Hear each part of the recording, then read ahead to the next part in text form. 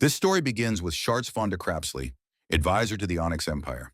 Instead of ruling as the Vampire King, he chose the true joy of serving his master as a loyal vassal. And so, he dared to record the endless achievements of his master. It all began on the day when a certain figure suddenly appeared. He was from another world and conquered the Onyx continent, and immediately found his fight with a vicious dragon. With a single blow, he struck down the dragon that dared to challenge him, and then all the other monsters and creatures, eventually reigning over the Onyx Empire as the Great Emperor. 1,000 knights immediately recognized him as their new Great Emperor. Crapsley stepped forward and congratulated his lord on conquering all dimensions and bringing them to their knees. He was truly delighted with his master's victory. But the lord, the main character of this story, told Crapsilla that in none of the conquered dimensions did anyone know anything about his homeworld. And then he walked away, while Crapsilla could only call after his master. From the day our main character appeared to the day he conquered a huge continent, only 50 years passed. He is the one who can command millions of dead with a single thought, and possesses combat power capable of splitting mountains, and even cut through the seas with a single stroke of his sword. Now he is known as the Emperor of the Onyx Empire. An immeasurable catastrophe descended from another world. People called him the Immortal, the King of the Dead, ruling the living. No one was more worthy of all these titles than he. Countless creatures bowed before his overwhelming power, and those bold enough to resist him to the end became undead and swore eternal allegiance. The dragons that held the continent in fear, the Demon King and the 7 archdukes of the demon realm, the heavenly demon and leader of the martial arts alliance, the spirit king who guards the world tree. No one and nothing could compare to our main character, the great lord of the Onyx Empire. Naturally, all dimensions connected to the Onyx continent lay at his feet. Crapsley continued his recording. But how could lesser beings comprehend his will? What he really wanted was something else. To return to Earth, to his native world.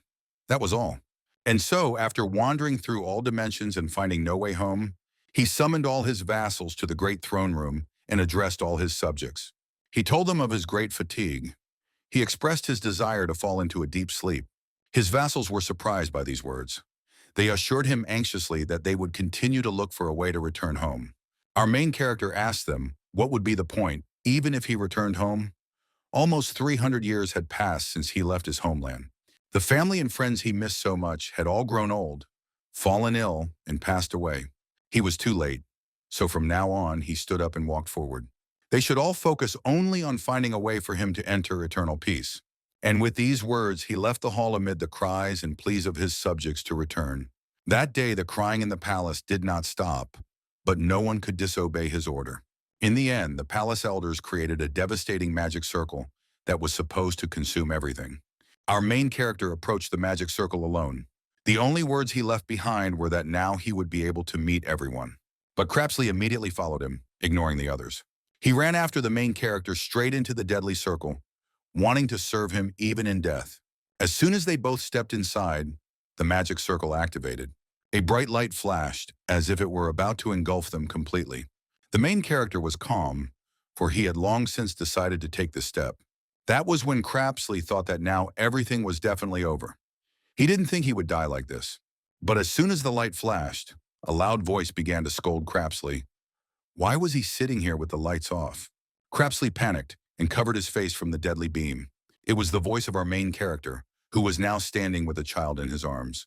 He told Crapsley that when he was at home, he should stop being stingy and just leave the lights on. Crapsley replied nervously. He apologized as he should and said that even the weakest candle shines brighter than the sun on the darkest nights. The main character parried his words and said that it was better not to argue since he had apologized. Crapsley said nothing more. Then he asked our main character why he wasn't asleep at this hour. The main character asked, "Are you mocking me, old man?" He explained that he would be able to sleep once the child fell asleep. Crapsley immediately bowed, begging the main character to kill him for his insolence. Our main character told him to speak more quietly, otherwise he would scare the poor little girl. Sure enough, the child began to cry, clinging tightly to our main character. Our main character immediately told Crapsley to deal with the situation, since he had made her cry. But then he asked Crapsley why she was crying again. Crapsley suggested that maybe she wanted to eat. Our main character replied that he had already fed her. Crapsley suggested checking her diapers again, but he had already changed them. Crapsley was defeated. His knowledge could not comprehend the reason for her crying. Well, seeing that Crapsey was of no help, he went to his sister.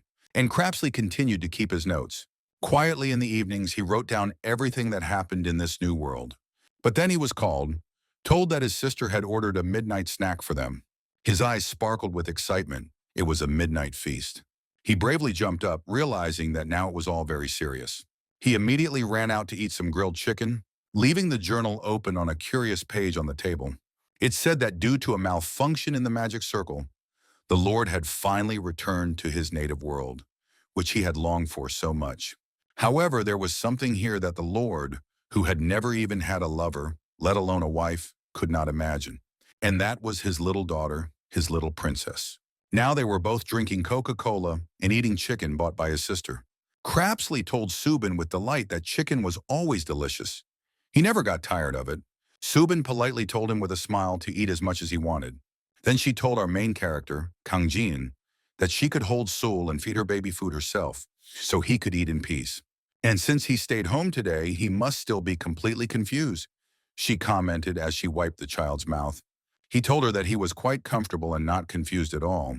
She disagreed, telling Kangjin that he must be very confused since he had gone through that. Kangjin told her that he was fine, so she shouldn't worry. But she insisted, telling him not to pretend he was fine. She was just grateful that he had returned alive. He disappeared during the first incident with the gate, so years had passed. All that time he had been locked inside the gate, and he had just returned home. That's why it would be strange if he immediately said he was fine. Kanjin insisted that, as he had said many times before, he had not been locked inside some gate. He had been suddenly summoned to a place called the Onyx Continent. The girl asked doubtfully. He was some kind of incredibly powerful emperor of some continent, right? Kangjin replied confidently, yes, that's right, it's true. Our main character, Li Kangjin, Emperor of Onyx, who survived the gate, is currently unemployed. Subin told him that she seemed to believe him. But what about that elderly gentleman? Crapsley introduced himself as Shartsius von de Crapsley. Simply put, as Kangjin told her, he was an advisor who helped him with his duties and discussed state affairs with him. Crapsley, the Emperor's closest aide, who survived the gate, is currently unemployed and also living off Subin. As for Li Subin, she is Kangjin's older sister and a factory worker who works 3 shifts. She sighed and said that most of the survivors of the gate suffer from complete nervous breakdowns due to PTSD or develop speech disorders. But the 2 of them seem to just have delusions, so that's lucky, she smiled. Kangjin muttered under his breath that even if she was his only sister, it was pretty disrespectful to treat him like some ordinary lunatic. She patted him on the shoulder and said that everything was fine. He had returned after 3 years, so it would be difficult for him to adjust to society right away. But he had Sul, his daughter, and he was still young, with a bright future ahead of him, so he shouldn't worry, but should just focus on his treatment or adaptation to Earth. In the meantime, she would do everything she could to support him. She also told Crapsley that he could stay with them as long as he needed until he could contact his family. Crapsley thanked her excitedly. All this time, Kangjin sat there, unable to find the words. He looked at Li Sol, his daughter, the baby, and the unemployed man, all of whom were sitting on Subin's neck. She was playing with a bone stick, and he told her he would tie it for her. As he tied it, he told the little girl that in the past he had tied knots for gallows on which those who had committed serious crimes, such as treason, were executed. The little girl stammered the word execute, trying to put it together. He replied, yes, execute, and watch carefully. His gaze was sharp and firm. He tied the rope to the bone and then told her that when you tie a knot so securely, the neck breaks in one go. The bone broke. Subin shouted his name and asked what the hell he was saying to the child.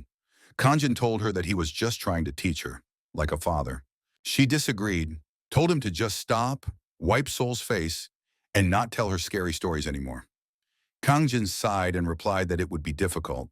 He took some napkins and wiped her face, and she fell asleep under her father's gentle touch. Subin told him that she seemed to really like her daddy's touch. Kangjin got up and told Subin that he would put her to bed in her room and come back. A few minutes later, he laid her on the bed, where she was fast asleep. He remembered how Subin had told him that his daughter was born while he was away. She told him that while he was gone, the child's mother had died during childbirth, but had left behind a little girl. But he couldn't remember that because it was 300 years ago. Subin thought that the guy was raving about 300 years ago. However, now he accepted her with all his heart, and he was ready to live to make her happy. He remembered how Crapsley had asked him what he would like to do if he returned to his homeland. He replied that he would like to enjoy a peaceful everyday life, to live like an ordinary person, quietly as if he were invisible, unnoticed by anyone. Now he wondered if raising his own child, also a form of completely ordinary life. Then he got up. After all, the girl was already fast asleep. His gaze immediately fell on the desk in the room. He noticed some papers on the desk. Debt collection notices, bills. So the next day, while feeding the baby, Kangjin said that they had problems and told Crapsley that it seemed they had encountered a serious obstacle. Crapsley was surprised to hear the great absolute being, his master, use the word obstacle. Kangjin told him to read the contents of the documents aloud. Crapsley complied. He took them and began to read. A notice of debt collection for unpaid telecommunications bills. Notice of suspension of water supply due to overdue water bills. A notice of disconnection of electricity due to unpaid bills. A notice of payment for city gas and a warning of suspension of service. There was more, but Kang Jin told him to stop. Crapsley told him that the documents appeared to be demands for payment. Kanjin replied, "Yes, that's right." His sister didn't tell him, but it seems their finances are in complete disarray. Crapsley chuckled. He didn't know who would dare demand payment from a member of the imperial family, but they could temporarily raise tax rates and introduce progressive taxes for nobles and regional lords. Kanjin laughed loudly. He told Crapsley that although his ideas were brilliant, he was seriously mistaken. If you compare their status on Earth to the class system of the Onyx continent, they are essentially slaves or commoners. At the very bottom of the class structure, literally losers and homeless people.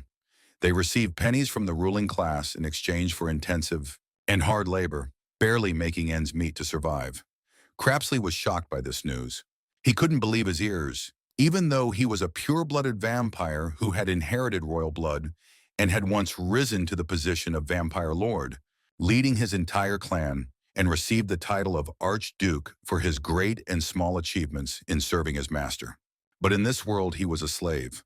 The mere thought sent shivers down his spine. But he decided to calm down, because a true vassal must show loyalty even in times of crisis. Then he told Kanjin that he would devote his entire being to restoring his empire here on Earth and returning him to the throne. Kanjin told him to take care of that himself, but first they needed to earn money. The next day Kangjin was feeding his daughter, but she refused to eat anymore, even though Subin had specially prepared baby food from black sesame seeds. It seemed that she didn't like the taste. Kanjin remembered a book he had read. When a child doesn't want to eat, don't force them.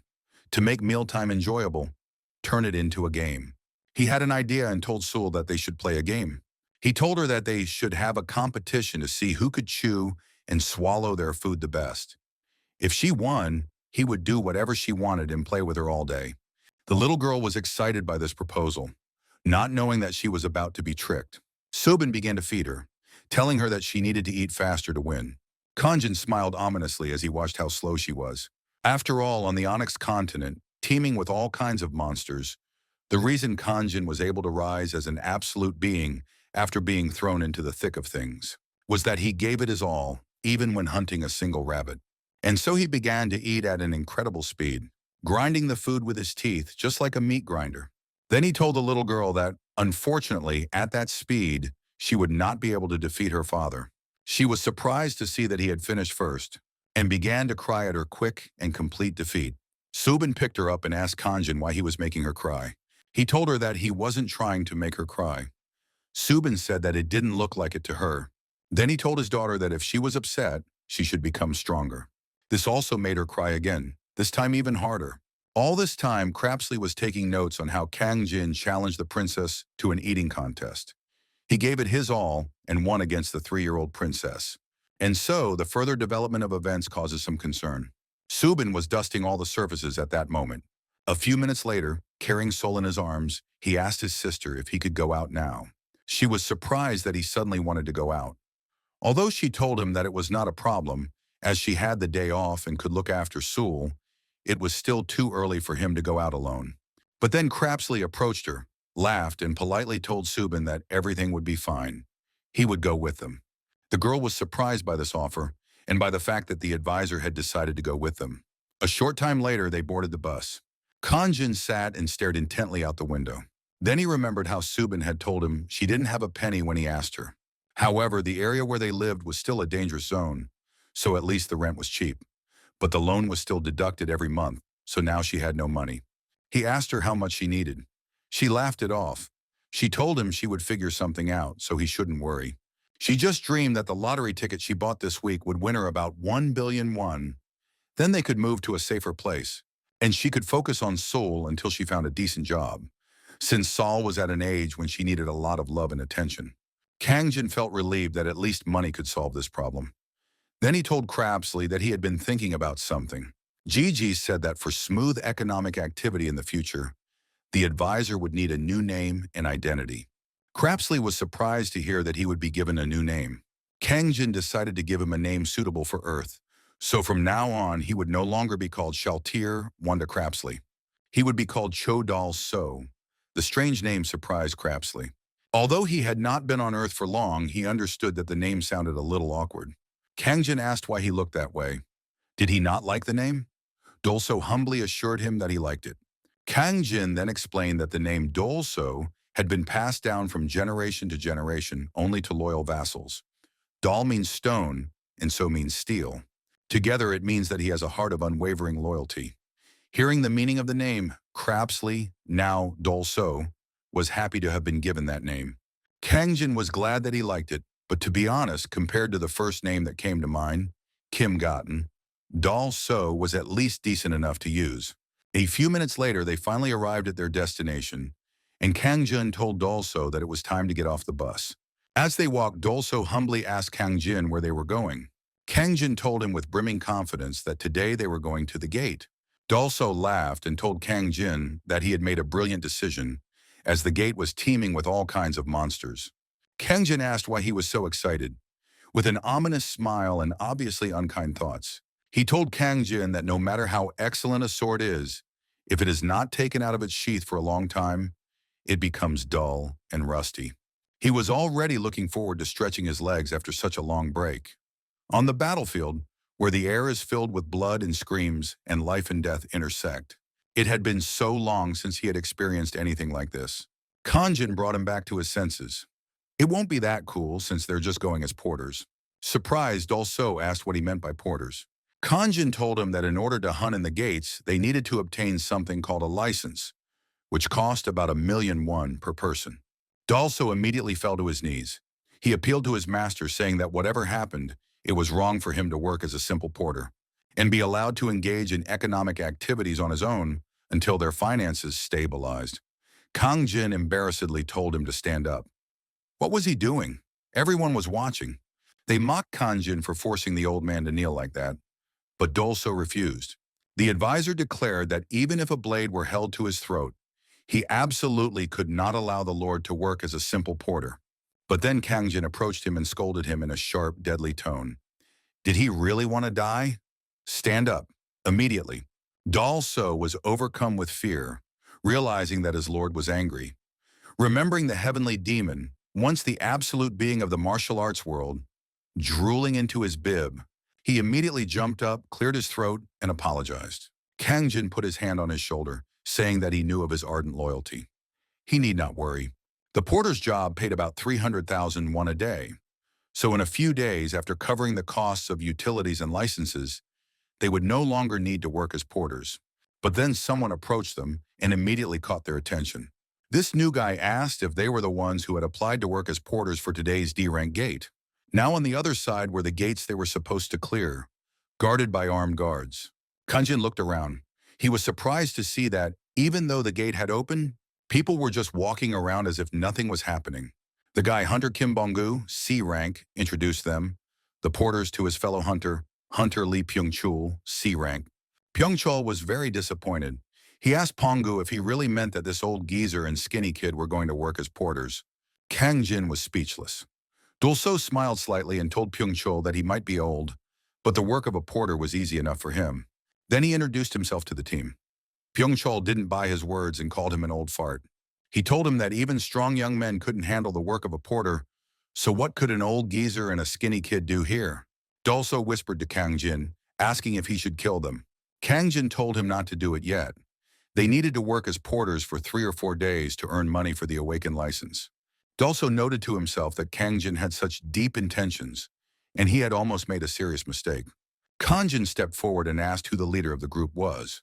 Bongu raised his hand, saying he was the leader of the group. Kang Jin asked if he was hesitant to hire them because they didn't look reliable. Bongu shyly replied in the affirmative. Kang Jin told him that maybe they didn't look reliable, but they were both confident in their strength. He guaranteed that they would never tire before him or slow him down. Bongu didn't know what to say. He wondered what to do. Considering the situation with his mother and with his younger siblings, he really needed the money this week, so he couldn't pass up this gate. Then he told Pyeongchul that he thought they should go with these 2 porters. Surprised, Pyeongchul asked him if he was serious. Bongu replied affirmatively, explaining that it was a D-rank gate, so there should be no problem, and the 2 of them should be enough. He whispered to Pyeongchul that he actually needed to pay his mother's hospital bills, his younger siblings' academy fees, and the expenses for this week's school trip. Pyeongchul agreed, since it was only a D-rank gate, nothing more. He told him that they should just be extremely careful and go. Bongu thanked him for his understanding. Pyeongchul shyly told him that there was no need to thank him. After all, they still had that rank hunter. Although he wouldn't add to their combat power anyway, so if they made him carry luggage along with the porters, it would solve the problem of baggage. From their conversation, Kang Jin realized that there was another person. Then Pyeongchul turned around and yelled at some F-rank to hurry up. He just asked him to buy a cup of coffee. The guy who ran up and was breathing heavily with coffee in his hand handed the coffee to Pyeongchul.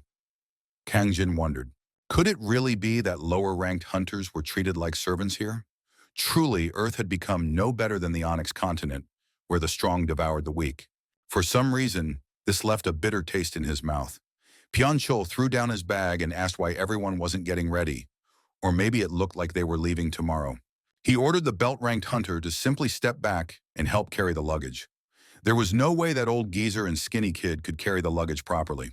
The guy was about to refuse, but Pyeongchul told him not to talk nonsense. He was allowed to tag along, and he dared to argue, being a belt rank. Frankly speaking, he would only get in the way anyway. Then he looked at Kang Jin and called him a brat. Kang Jin asked if he had called him stupid. He replied, yes, and warned Ji that he didn't have time to worry about his life there, so he shouldn't slow them down. The same applied to the old man. He turned to him as well. Dal So restrained his disgust. The guy's insolent behavior was getting on his nerves. The belt rank told Kang Jin and Dal So that he would carry the heaviest luggage. Even though he was an F rank, he was still an awakened one. He might not be able to help in battle, but he could easily handle a few bags. Kang Jin told him okay, then picked up a small bag. He fell silent and stared at the guy. The guy shyly asked why he was looking at him like that. Kang Jin moved closer to him. He told the guy he would give him some advice.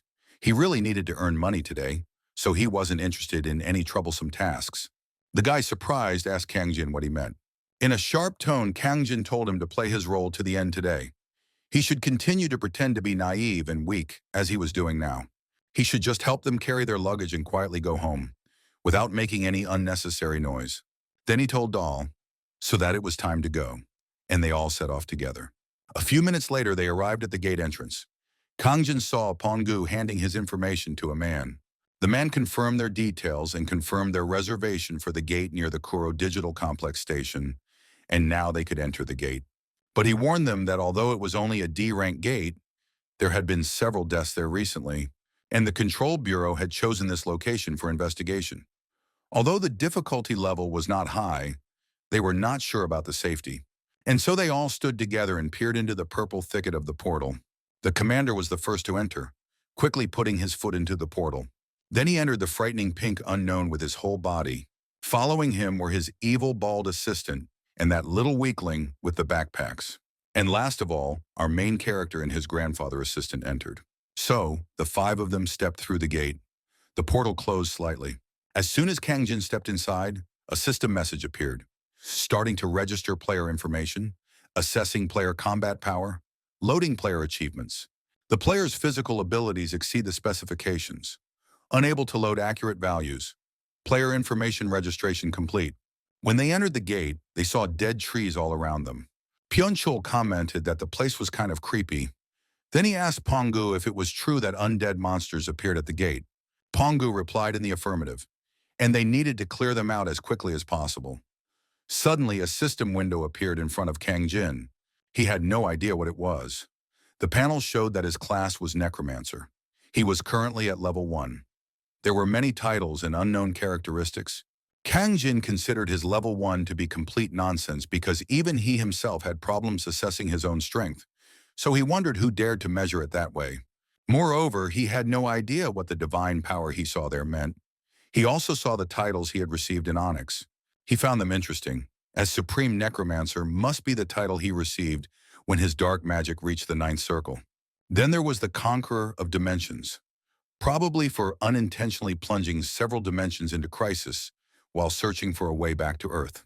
As for Demon Slayer, although he did not count them, the number of demons he personally killed must exceed several million. The title Dragon Slayer must be for killing that dragon back then. As for the World Tree Plunderer, he never expected them to make a title out of him pulling the divine tree out of the spirit realm. He just took it to plant in the palace garden because it seemed empty there. But he didn't know it would wither so quickly. Then something caught his attention: his existing vassals. He wondered if that meant he could summon the servants with whom he had vassal contracts, and not only them, but also the ministers of the imperial palace, the marshal's office, and the treasury. If he could summon them all to Earth, it would be very convenient. But then Pyonchul yelled at him. He told Kang Jin that they were about to enter a place where life and death hung in the balance, and he was just floating in the clouds from the very beginning. Kang Jin didn't say much. He told him that they should move on. Pyonchul told Bongu that they should quickly clear the dungeon and leave this place, as it was truly disgusting. Bongu agreed. Kang Jin wondered whether they should just follow them or deviate. As for Dolso, he whispered to Kang Jin that the place was surprisingly cozy. It was almost as if his tired body and mind were being healed. Kang Jin agreed. He thought to himself that this must be a place where undead monsters appear. It resembled the dead lands that were classified as restricted areas on the Onyx continent. He smiled at how refreshing and pleasant it was here for the first time since arriving on Earth. Suddenly, Bongu raised his hand sharply and ordered everyone to stop. He said that it was finally time to get to work. Bongu activated his energy, and now they walked confidently forward, especially when they noticed undead creatures in an abandoned cemetery not far from them. Bongu activated his magic and began to cast a spell. While all the monsters around them did not even notice them and did not pay any attention to them, then the team leader shot one of the undead, which immediately attracted the attention of the rest of the undead. Kang Jin was very surprised to see them using magic against the undead. He found their battle interesting, albeit lousy. At least it looks like it should. They know the basics. Although they struggled a bit, they cleared the undead in this area. Bongu told the porters to collect the magic stones and then move on. The porters did as they were told, picking up the magic stones, and so they continued on their way. But this time more undead appeared. Pyonchul was the tank, and Bongu was the damage dealer. Pyonchul was furious as they kept appearing out of nowhere, refusing to die. But then Kang Jin told him that this time it was better for the ball guy to be on his guard, and immediately the ball guy flew into a rage. The guy coldly explained that it was because there were archers among the undead. Pyonchul told him to stop talking nonsense. But then, to his surprise, several arrows were fired at them, and he reacted in time to block them with his huge shield. But one arrow slipped past him, ricocheting off the shield, and the two squad leaders were completely shocked as they watched it fly, as it flew fast and deadly, heading straight for Kang Jin. They all thought it would kill him, but were surprised to see him catch it before it hit him. The main character clutched it tightly in his hand and thought, what kind of asshole would shoot at him? Bongu was surprised. Pyonchul told him not to be surprised, that he was just lucky. Kang Jin stuck the arrow into the ground and asked if they planned to continue floating in the clouds. He scolded them, saying that they had almost gotten him killed. How difficult it had become for him to live in this world he called home. Bongu understood that Kang Jin had indeed almost died, but he wondered if it was more important now, whether catching the arrow had been pure luck. But there was no time to think about it, and they turned back to the battle. Another horde of undead rushed at them, so Bongu decided to take care of them first. Before pondering whether it was luck or not, he activated his magic skill, and the bald dumb brute already had his shield at the ready. And while these two fought desperately and for a long time, Kanjin was slapping Dolso. His forehead was literally smoking from the force with which Gigi was slapping him. Although Dolso was in pain, Kangjin told him that they should play another round. He was thinking of choosing rock this time. Of course, he could change his mind. Dolso begged, "Please, stop." Kangjin asked why not. "It's fun." Dolso refused, saying that he was the only one getting hit. He would rather he just killed him. Kangjin told him to come on. This time it might be different. The guy with the belt rank was speechless as he watched them both. It seemed like they already suspected something. He told himself that Kang Jin had been getting on his nerves for some time now. He was acting as if he knew something. The guy thought, maybe he's someone sent from the administration office? Kang Jin asked Dolso what he was going to do this time. Dolso pleaded with his master and asked him to play fair. Kang Jin scolded him, asking if he was implying that he was being unfair. However, it didn't matter. He decided to choose rock. The guy changed his mind when he saw their behavior. He realized that the administration office would not send such an idiot. He turned around, waiting for the moment to strike. As they were almost there, the two finally defeated the last undead.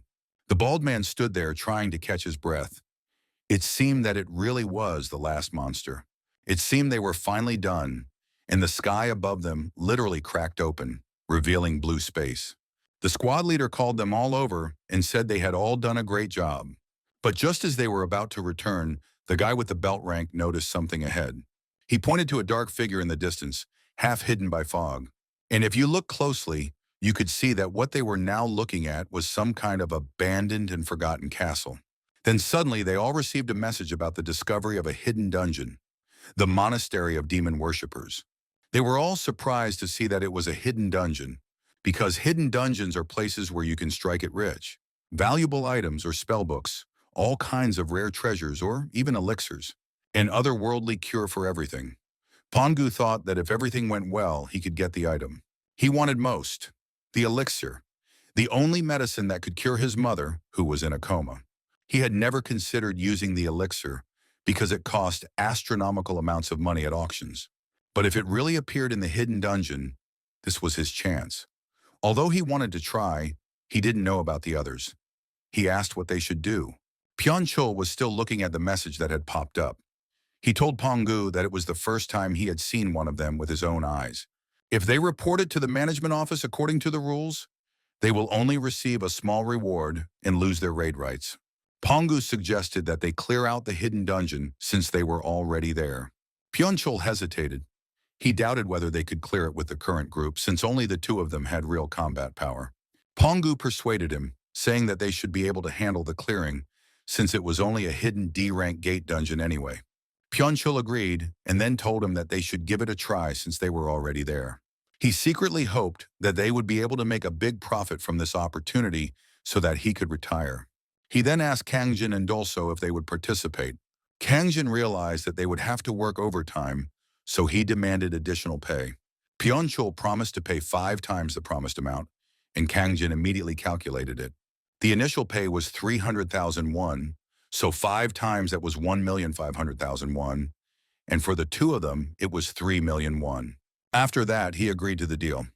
The other guy agreed too, and so they decided to start the raid immediately. As they walked toward the castle, a malicious grin played on the face of the guy of the belt rank. He was definitely plotting something vile. His gaze was simply insane. After a while, they almost reached it, and the closer they got, the scarier the place seemed. They approached the gate. The leader said that they would all go in together. Although something eerie emanated from them, they still decided to enter. The door opened, and they all went in. The room was too dark, but they went in anyway. Suddenly, the door behind them closed by itself. This surprised them greatly. They thought they were trapped in the castle. But then 1,000 candles lit up the edges of the room. Pyeonchul was frightened and immediately went up to try to open the door first. Meanwhile, the main character was looking at the beautiful drawings of angels on the ceiling of the castle. The door would not open, no matter how hard he tried, so he concluded that it would not open until they had cleared the dungeon. Pongu told him that they had come to clear it out anyway, so they should go deeper inside. Kangjin looked at the door. However, he was not afraid, as it was probably just a barrier spell, and if it did not work, he would simply break through it by force. After walking a little, They were surprised to find not a single ant in their path, let alone monsters. But then the first one in their column stopped in horror, looking ahead.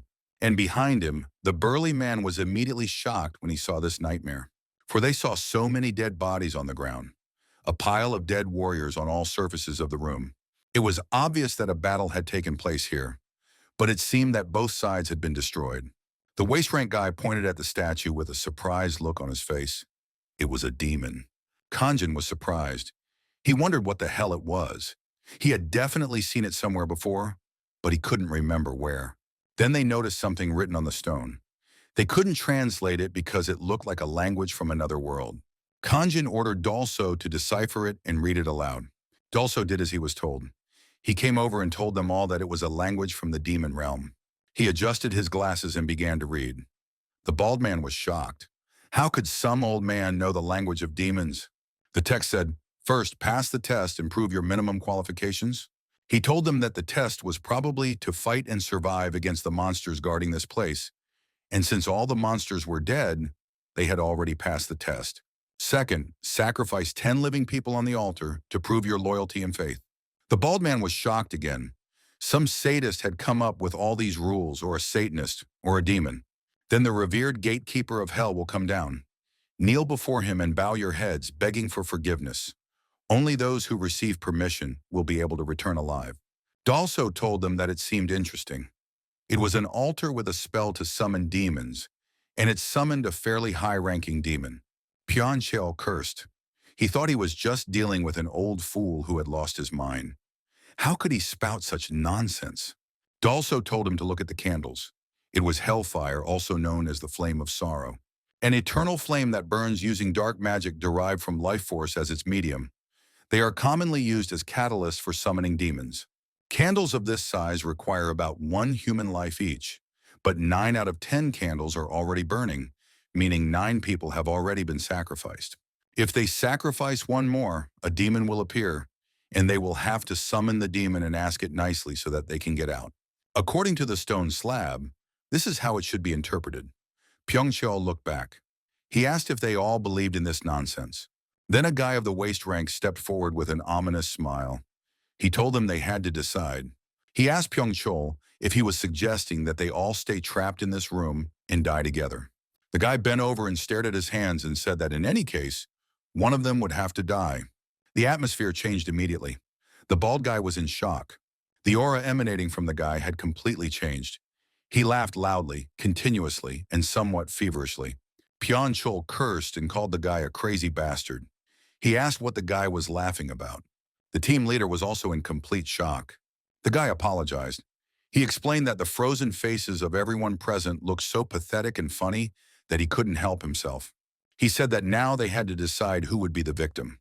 Who among them was the most useless person? Bongu told him no. If they looked hard enough, there must be a way for all of them to survive. The main character sat and watched all this unfold. What would happen next? Pyeonchul couldn't refute that. He told them all that, although this bastard's words sounded like nonsense. If someone really had to die, it should be someone who had already lived long enough. Dalso looked around. He wondered why everyone was looking at him. He thought about it. Someone who had lived long enough. Were they talking about him? He froze, realizing that he wasn't even human in the first place. Then he wondered if they were talking about his master, who was over 300 years old by earthly standards.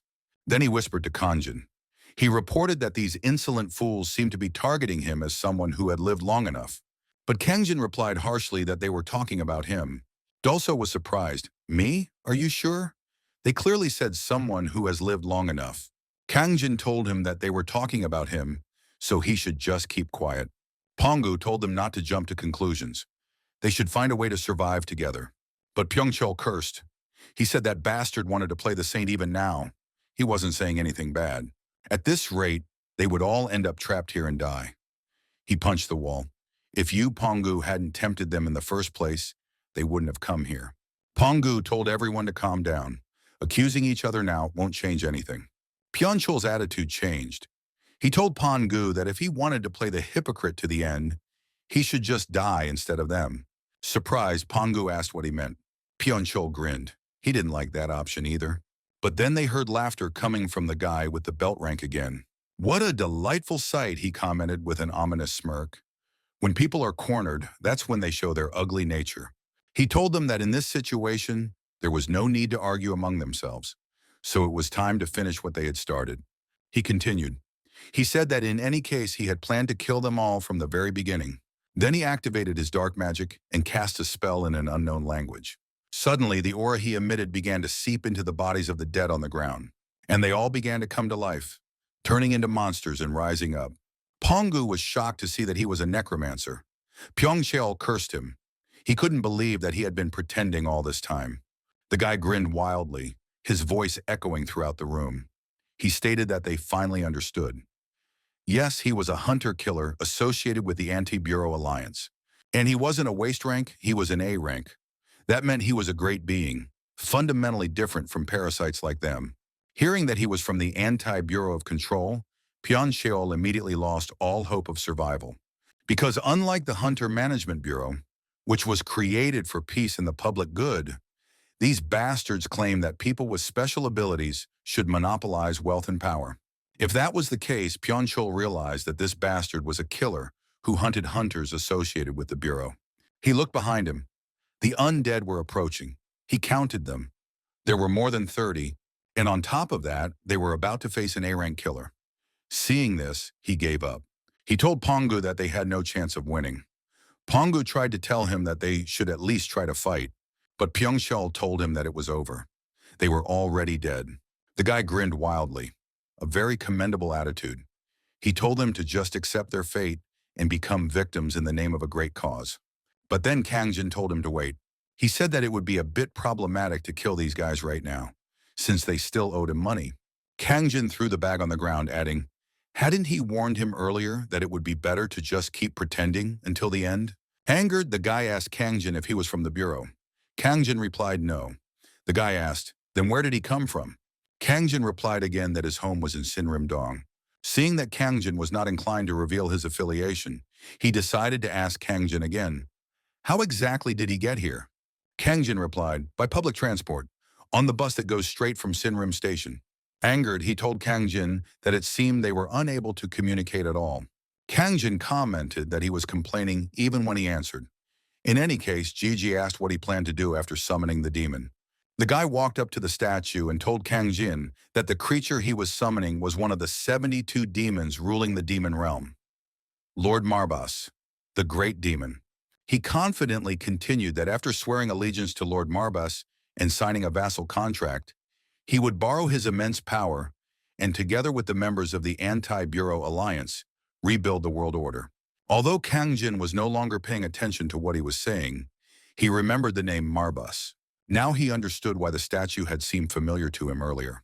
He was sure that he had killed most of the 72 demons from the demon realm dimension he had invaded with his own hands. But it seemed that Marbas was one of those who had escaped and survived. What a cunning and nimble bastard.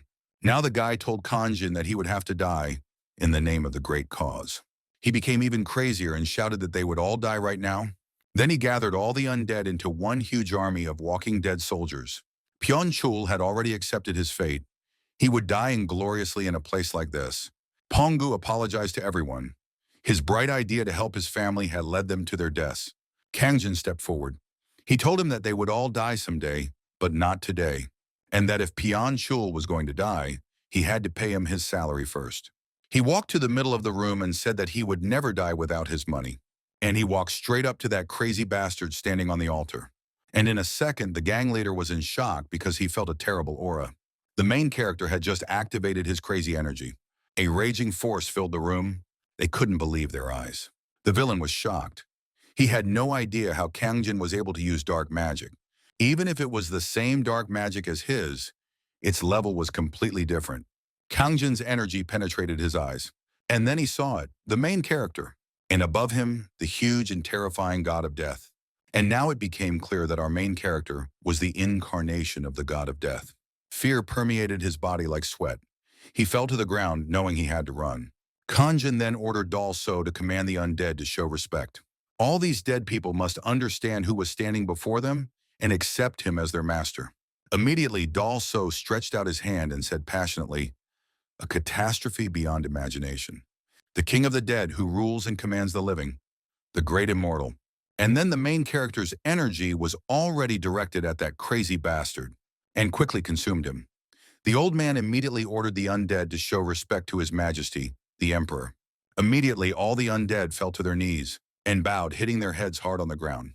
At the moment when these knights of death fell to their knees, an entire army of armored nightmares bowed to Kanjin.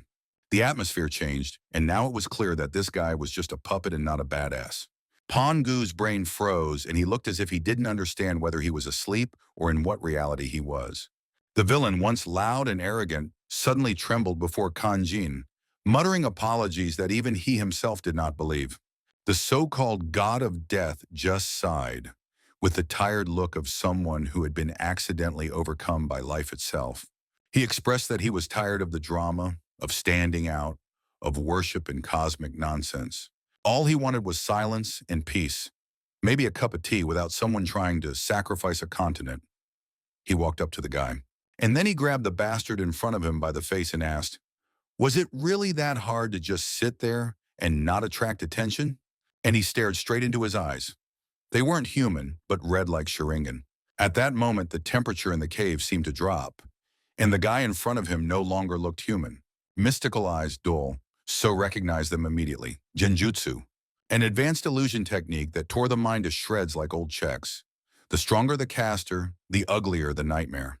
And the poor fool standing in front of Kang Jin was now moaning, thrashing, and rolling on the ground as if his soul had been put in a blender. Pongu, who moments ago had considered this villain invincible, now stood frozen, watching the man's pride crumble. His thoughts were loud enough to echo, "Who the hell is Kang Jin? And why does reality obey him like a nervous intern?" Kang Jin's gaze darted to Pongu, the kind of gaze that makes your underwear dry. He noted that the guy was still standing, which by Kanjin's standards was considered progress. It almost sounded like praise until Kanjin's expression said otherwise. He asked if Pongu wanted to be in the bad guy's place on the floor. Pongu replied, "No, sir." Kangjin said, "Good, then he must never tell anyone what just happened." Dole So, ever efficient, suggested finishing the job. Killing the witness and cleaning up would have been logical. Pongu's spirit nearly left his body at the suggestion, but Kangjin waved it off. Death is boring. A barrier spell had already been cast on the room. Then the old man suggested summoning the demon as soon as possible and forcing him to remove the barrier. Gigi agreed, but if that didn't work, he would smash a hole in the barrier with the demon's head. Gigi immediately snapped his fingers near the altar with candles and began his command. The undead immediately understood what was wanted of them and immediately took the madman by the arms. The undead, obedient as always, lifted his limp body onto the altar. Then he gave the order to summon the demon, and one of his dead soldiers raised his sword over the madman's body. The villain's screams dissolved into the surrounding noise as the ritual began.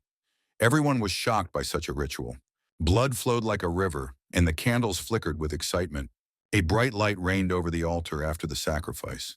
And while the commander-in-chief helped the bald man to his feet, the light on all the torches also ignited with hellish flames. The entire cave began to shake, as if the world was loading an update that no one had asked for. The guy wasn't very impressed. Such pathos, as if now there really would be a cool demon, and not a coward who ran away from the battlefield back then. An echo of a voice immediately began to emanate from the stone statue. A heavy, ancient voice, saturated with ego. The demon Marbas appeared, radiating theatricality, like a one-man opera, and he began to speak at length, ominously. His speech was about revenge, ancient betrayal, lost brothers, and the usual hellish trauma. And then at the end, he asked who dared to summon him here, who dared to summon the guardian of the gates of hell. And then the demon finally materialized in this world and soared into the air. Then he began to laugh long and ominously, opening his mouth a couple of meters wide. Kanjin, somewhere between indifference and slight nostalgia, realized that he had heard that voice before. This upset the demon. And then it finally dawned on the main character. Oh, it was that demon.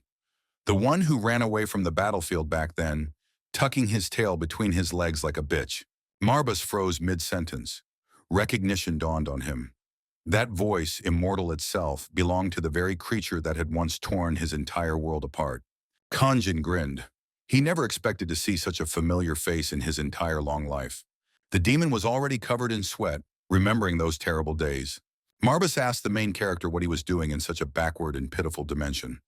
The main character said that this was simply his homeland, Earth.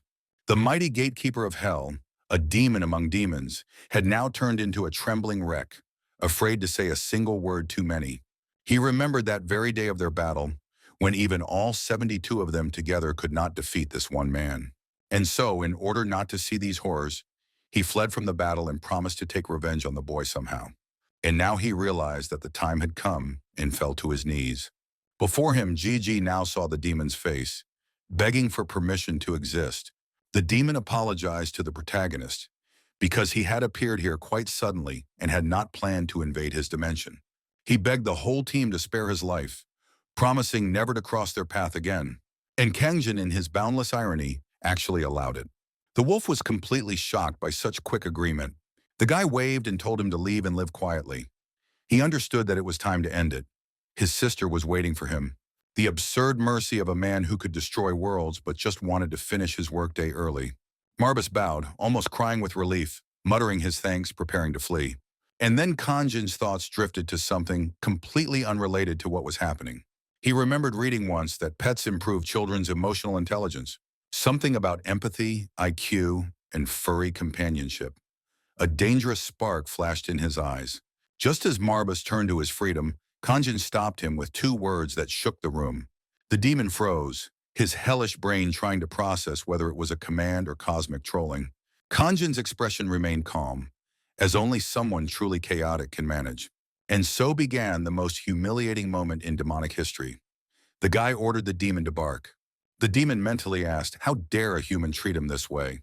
But then loudly, hesitantly, then with effort, each sound echoing, the demon barked with all its might, shaking the walls of the entire building and tearing its eardrums. But that wasn't enough for the main character, and he asked the dog to try harder. And then the demon began to bark so loudly that it seemed his sweat could flood the entire room. Kanjin nodded, assessing it like a disappointed dog trainer. He even praised its efforts. Dalso agreed, his face as stony as ever, and said that the demon now resembled a dog. Inside, Marbus screamed. The once fearsome lord of the 72 worlds was now reduced to gasping disgrace. His pride burned hotter than hellfire, but his body obeyed. Sweat dripped from his horns and Kanjin smiled, genuinely pleased. He told the demon that he had passed the first test. Then he asked if he could change his appearance. Marbus hesitated. Inside, he cursed all the laws of the universe that had brought him here. But right now, the powerful Lord of Demons was being asked to audition for the role of a lapdog. He was once known as the terrifying gatekeeper of hell, a name that made angels beg for early retirement. Marbus, one of the 72 highest demons, a creature that once turned kingdoms to smoke, now stood trembling. Life was cruel. He instantly changed his appearance, fur covering him, and he landed in the form of a small brown puppy. Kanjin tilted his head to one side like a fashion critic assessing a disaster on the catwalk. Definitely cute, but something was wrong. Dalso, trying to be diplomatic, muttered something about proportions and the princess's preferences, as if the princess's taste mattered more than Marbus's dignity. Marbus, meanwhile, was screaming inside. How dare they judge a being who once commanded hellfire? Nevertheless, Kanjin was not satisfied. He clapped once, radiating the same energy that teachers have before a surprise test. He told the dog to change again. In the blink of an eye, Marbus turned into a fluffy white dog. Kanjin narrowed his eyes. Next, now shaggy and with a tail. Next, now something resembling a teddy bear. Next, now a short-tailed, short-legged, happy sausage dog. Next. The guy didn't like anything. This went on for a long time. By the 7th transformation, Marbus' patience had run out. He returned to the very first puppy, looking so fierce that even the gods would have complained. His eyes screamed it louder than any words could. Kanjin bowed his head, unimpressed, and asked what exactly Marbus thought he was doing, because someone had to say it out loud. Was it a tantrum, a protest, or a very dramatic audition for the role of canine suffering? Gigi ordered the next take. After several changes, he turned into one particular dog. Seeing this, Kangjin blinked, then gasped in enlightenment. He began petting Marbus on the head, scratching behind his ears as if he had just discovered the softest pillow in paradise. Inside, Marbus vibrated between anger and bliss. Wait, what is this? Why is it so pleasant? His tail betrayed him, twitching once, a small wag of sin. He froze, ashamed. Kanjin, ignoring him, turned to Dolso and Pongu and asked what they thought. Dolso nodded, saying it was the perfect compromise. Pongu, who clearly wanted nothing to do with this madness, muttered that it looked wonderful. And so it was decided. Kangjin carried Marbus in his arms like a spoiled child's toy, stroking his fur along the way. The once fearsome demon felt humiliated. Still, why did this warmth feel so damn good? But before they could leave, Pongu spoke up with that annoying voice of reason that everyone hates in dramas. The main character turned to him irritably and asked what else he wanted. He reminded them that the corpse left over from last time was kind of important, and it shouldn't just be left there like discarded pizza. Kangjin sighed. Problems, paperwork, public attention. Ugh. He hated all of it. He wasn't even technically a hunter anymore. Just a man with an allergy to attention. And so, being the manipulative genius that he was, he shifted the focus to Pongu and began to praise him. Pongu was shocked, but Kangjin continued, weaving pure PR magic. To subdue such a vicious criminal with a single blow was impressive work. Pongu froze. 12 processors in his brain were spinning simultaneously, trying to figure out Kangjin's ingenious move and plan. He muttered something humble. Acceptance of this move came quickly, but Kangjin smiled. A quick-witted guy, he'll go far. Soon after, they dealt with the body and returned to Earth through the portal. The aftermath was a chaotic mix of reality and farce. With barricades and soldiers cordoning off the street, the hunters' bodies were being taken away in ambulances. Their faces were pale. Their eyes were closed. Their struggle for life and death had been reduced to motionless forms on stretchers. Pongu stood next to the officer, relief oozing from every pore, telling him how glad he was that everyone had survived, that no one had been seriously injured. The body was identified as a wanted murderer linked to the Anti-Bureau Alliance. Now a special unit would conduct the investigation. They would need Pongu for additional information. He agreed, even though a storm of distrust was brewing in his mind. Then came the real blow. Once the investigation was complete, the case would be covered in the media. Pongu's mind went blank. His chest tightened, disbelief pounding inside him. If it weren't for Kangjin, they would all be cold corpses. The officer leaned closer, his voice lowering as he asked, "Didn't Pongu recently undergo a second awakening?" The report claimed that he had single-handedly defeated a hunter from the Anti-Bureau. Pongu stumbled, trying to downplay it, muttering something about luck. The officer, who clearly had a talent for understatement, warned him that there was a reward on the killer's head.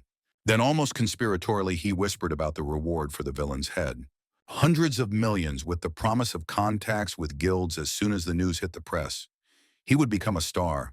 Star material, the headline screams, C-rank rookie defeats A-rank killer. National hero, Kim Pongu. He could see those headlines. Pongu blinked at the absurdity, his thoughts torn between excitement and panic, grateful and yet completely confused. And all the while, his mental nod was directed at Kangjin, the shadow behind this miracle. Meanwhile, Kangjin was on the other side of the street, living his best life as a broke man, munching on spicy tteokbokki from a street stall. He took a bite, grimaced, and said it wasn't that spicy. His lips, however, performed a ritual of fire. Dolso, half crying from the heat, refused to stop eating. Pongu still didn't understand who this person was, but he won without batting an eye. Kangjin asked Marbas, now sitting like a depressed lump of wool on the ground, if demons made such torturous food. Marbas, horrified, shook his head so quickly that he almost lost his form. Kangjin grinned. Okay, next time we'll try fire chicken with noodles. Dolso looked at him like a man hearing his death sentence.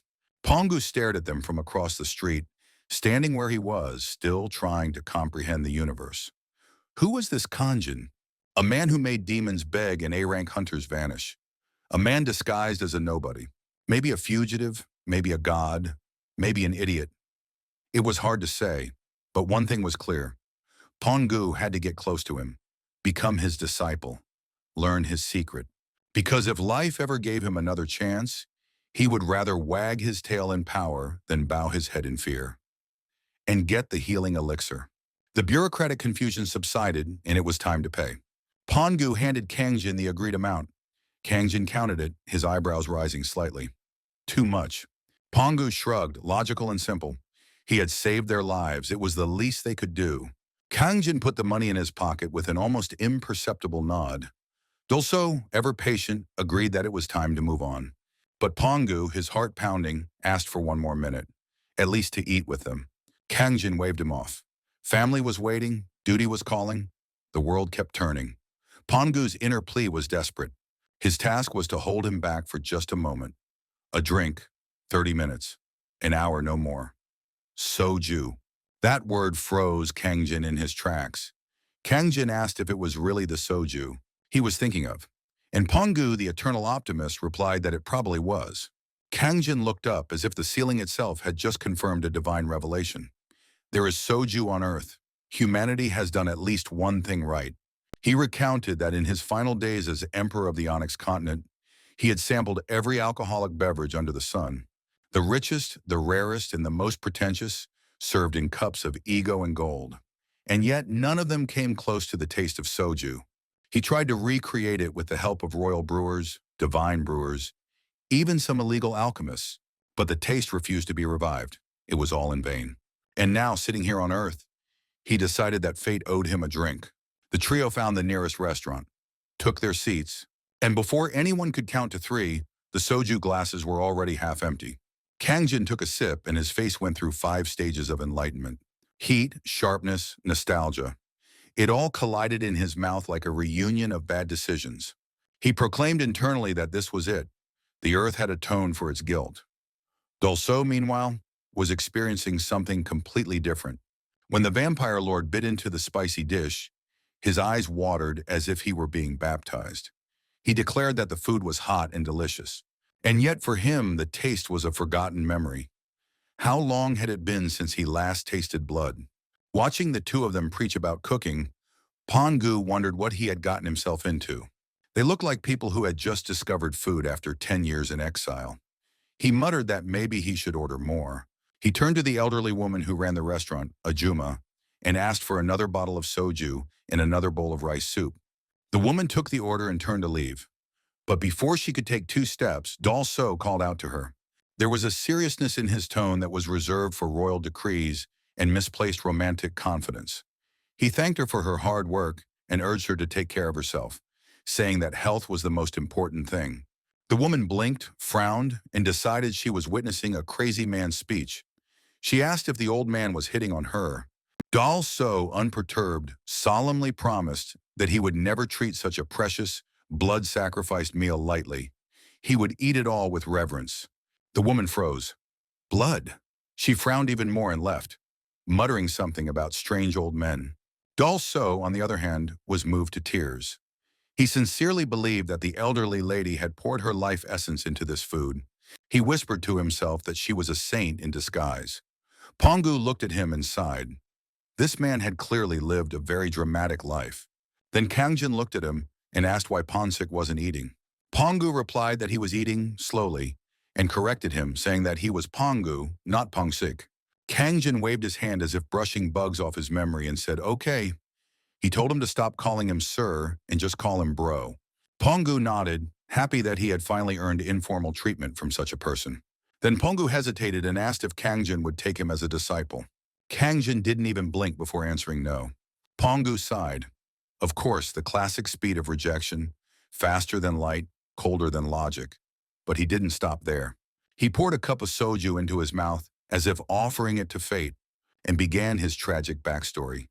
He said he used to be an F-rank hunter. Kangjin sighed inwardly. He could already sense a tearful story coming. He hated them, but since Pongu had paid for the meal, he decided to listen out of basic dinner etiquette. Pongu explained how he had remained a hunter to pay for his younger sister's education and his mother's hospital bills. His mother was sick, and the only cure was an elixir, a legendary remedy for all diseases. But it was priceless, rare, and guarded by reality itself. Kangjin froze with a mouthful of food. Elixir? He had dozens of them in the imperial treasury of Onyx, tucked away like ordinary party souvenirs. Pongu continued, saying that elixirs sold for hundreds of billions, maybe trillions. Hearing this, the main character even choked on his own loserhood. Kangjin muttered that he really should have packed 1 or 2 next to his socks. Pongu blinked, confused by the comment, but Kangjin waved him off, telling him to continue. Bongu said that he continued to go on raids to the gate with his weak body because it was the only way to find him. Kangjin looked him up and down like a disappointed coach and wondered how that spaghetti physique had survived anything at all. Bongu admitted that he had been on the verge of death many times, but somehow made it to C rank. Kangjin nodded. It sounded like the beginning of a manga. But Bongu said that wasn't the case. Without those damn gates, his family would be safe and happy. So he would do everything possible to get even a little closer to that level of happiness. Drops fell on the table. Pon began to say that he just wanted to survive. By the time Bongu started crying that he needed strength to save his mother, Kangjin emotionally shut down. What a bastard. Bongu begged him once again to give him at least some hope that he could become stronger, that he could finally save his mother, who didn't have much time left.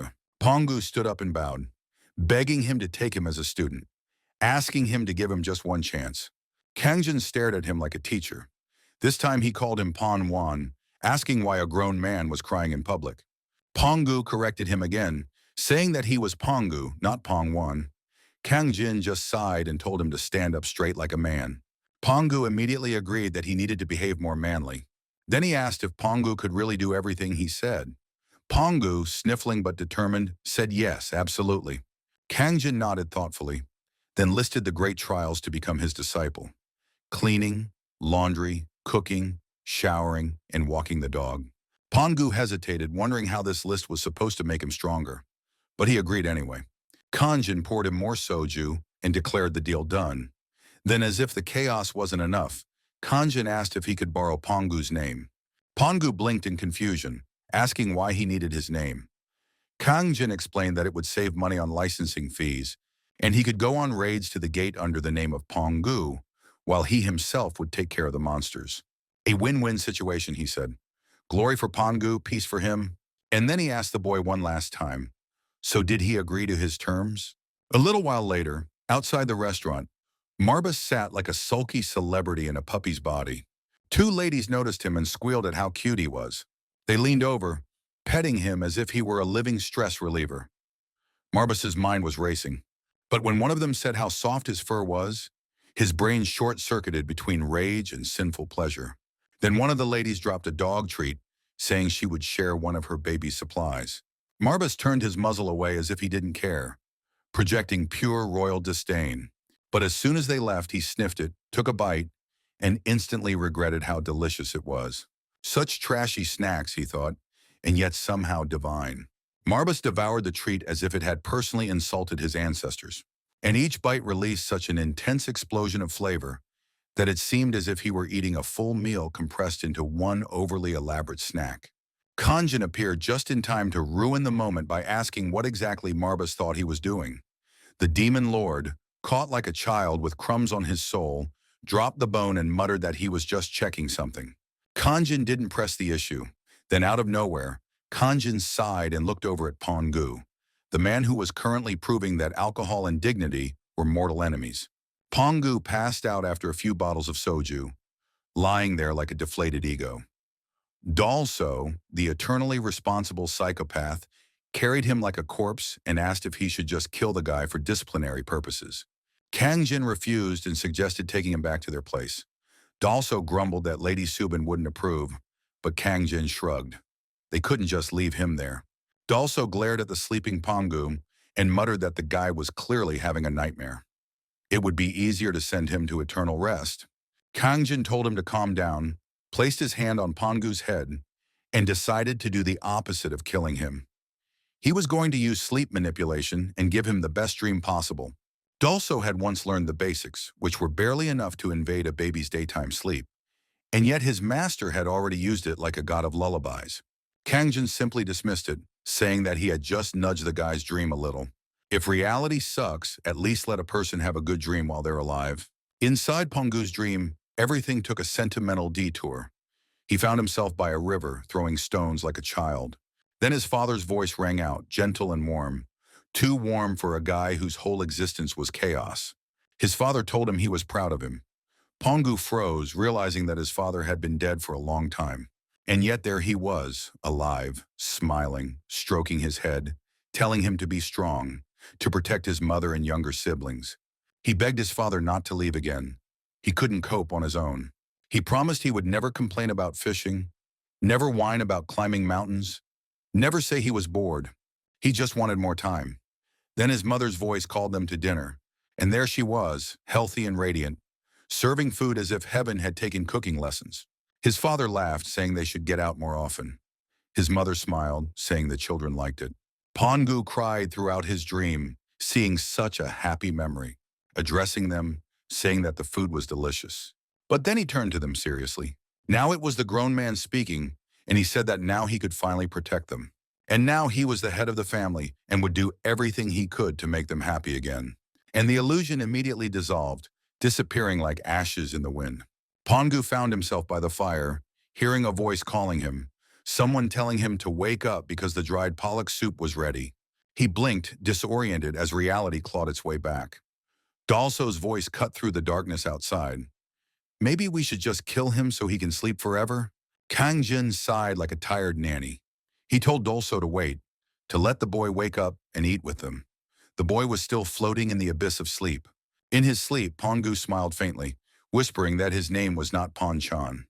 Finally, Bongu stepped into a beam of bright light. Then his consciousness broke free. He woke up with a start, his head hurt. The first thing he saw was Kang Jin sitting calmly, holding his daughter Sul in his arms. Kang Jin's tone was soft and teasing as he asked if his princess had eaten. Sul nodded and said it was yummy. The man who once intimidated monsters into submission was now losing a staring contest with a little girl.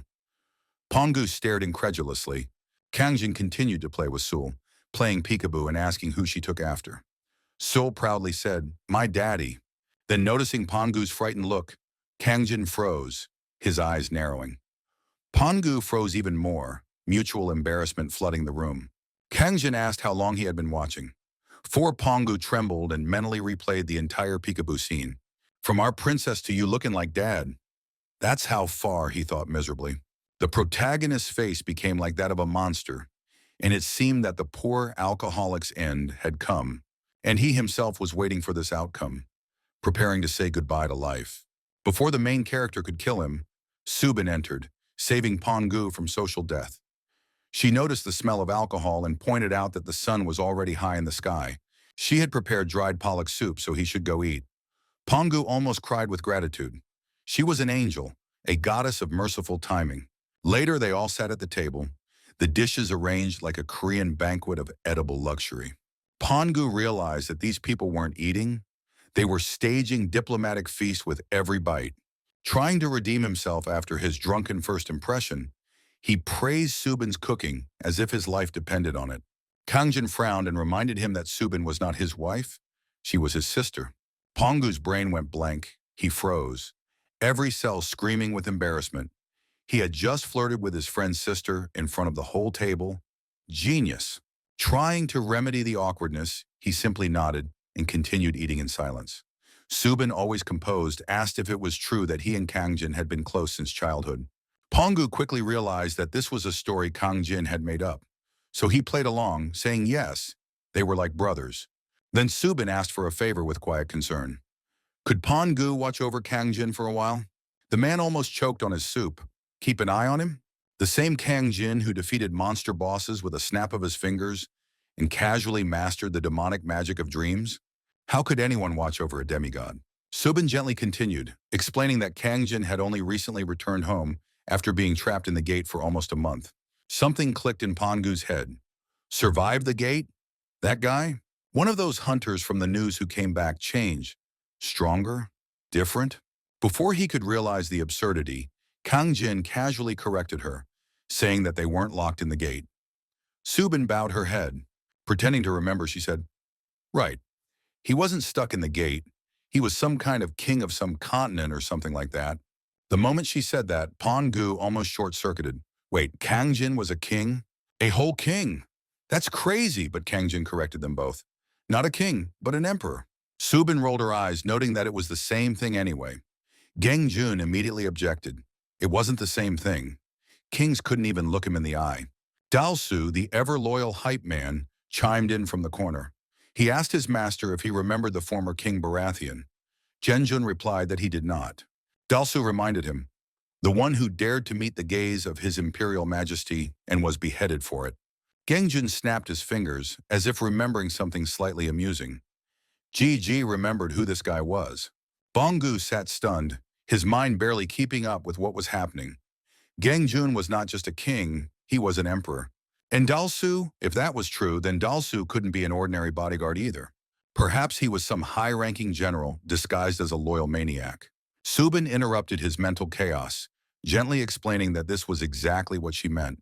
She turned to Bongu, obviously in despair, and asked if he was just playing along. But she sincerely asked him, "Please help Gengjun adjust." Bongu nodded, promising to do his best, and Subin thanked him with relief. Then she turned to Dalsu and asked if he wanted to try to get a part-time job. Dalsu smiled as if he had just been invited to slay a dragon. He turned to Miss Subin, asking what kind of job it was. Gengjun casually mentioned that the 24-hour convenience store across the street was hiring. Subin had already brought this up. They said that Dalsu could at least come in for an interview. Dalsu, predictably, refused immediately.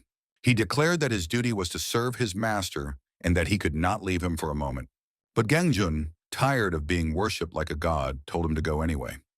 He thought to himself that it was exhausting having Dalsu glued to him all day. Let this man learn what capitalism and customer service are like for once. He told Dalsu directly to take the job. Dalsu froze, scandalized. He begged that he couldn't leave his master. But Genjin smiled and reminded him of his great promise, to build an empire here on Earth. Dalsu's eyes widened. He realized that his master was testing him. Of course! He stood up joyfully, realizing that he had just passed a test of loyalty. Dalsu's face lit up with frightened inspiration. He fell to his knees and began to bang his forehead against the floor. He begged for forgiveness for not having been able to see His Majesty's vision before. Gengjun groaned inwardly. Here we go again! Dalsu continued to bang his head, declaring that he was not worthy to look upon the magnificent face of his emperor. Genjin told him to calm down. He turned to Subin, asking if she had heard. It was decided. Dalsu would go to the interview.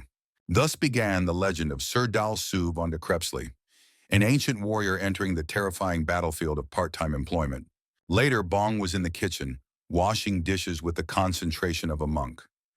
Subin frowned, puzzled. Wasn't he a guest? Why was he doing housework? Gengjun told her that everything was fine, that Bong had volunteered. Subin wasn't sure if she believed it, but she had to admit that he was surprisingly good at it. Gengjun leaned back, clicked the remote, and turned on the TV. The news began. The anchors discussed the appearance of the gate in Seoul and Gyeonggi province. Everyone needed to remain vigilant. Apparently, the new gate could swallow up all living creatures within a 2-kilometer radius.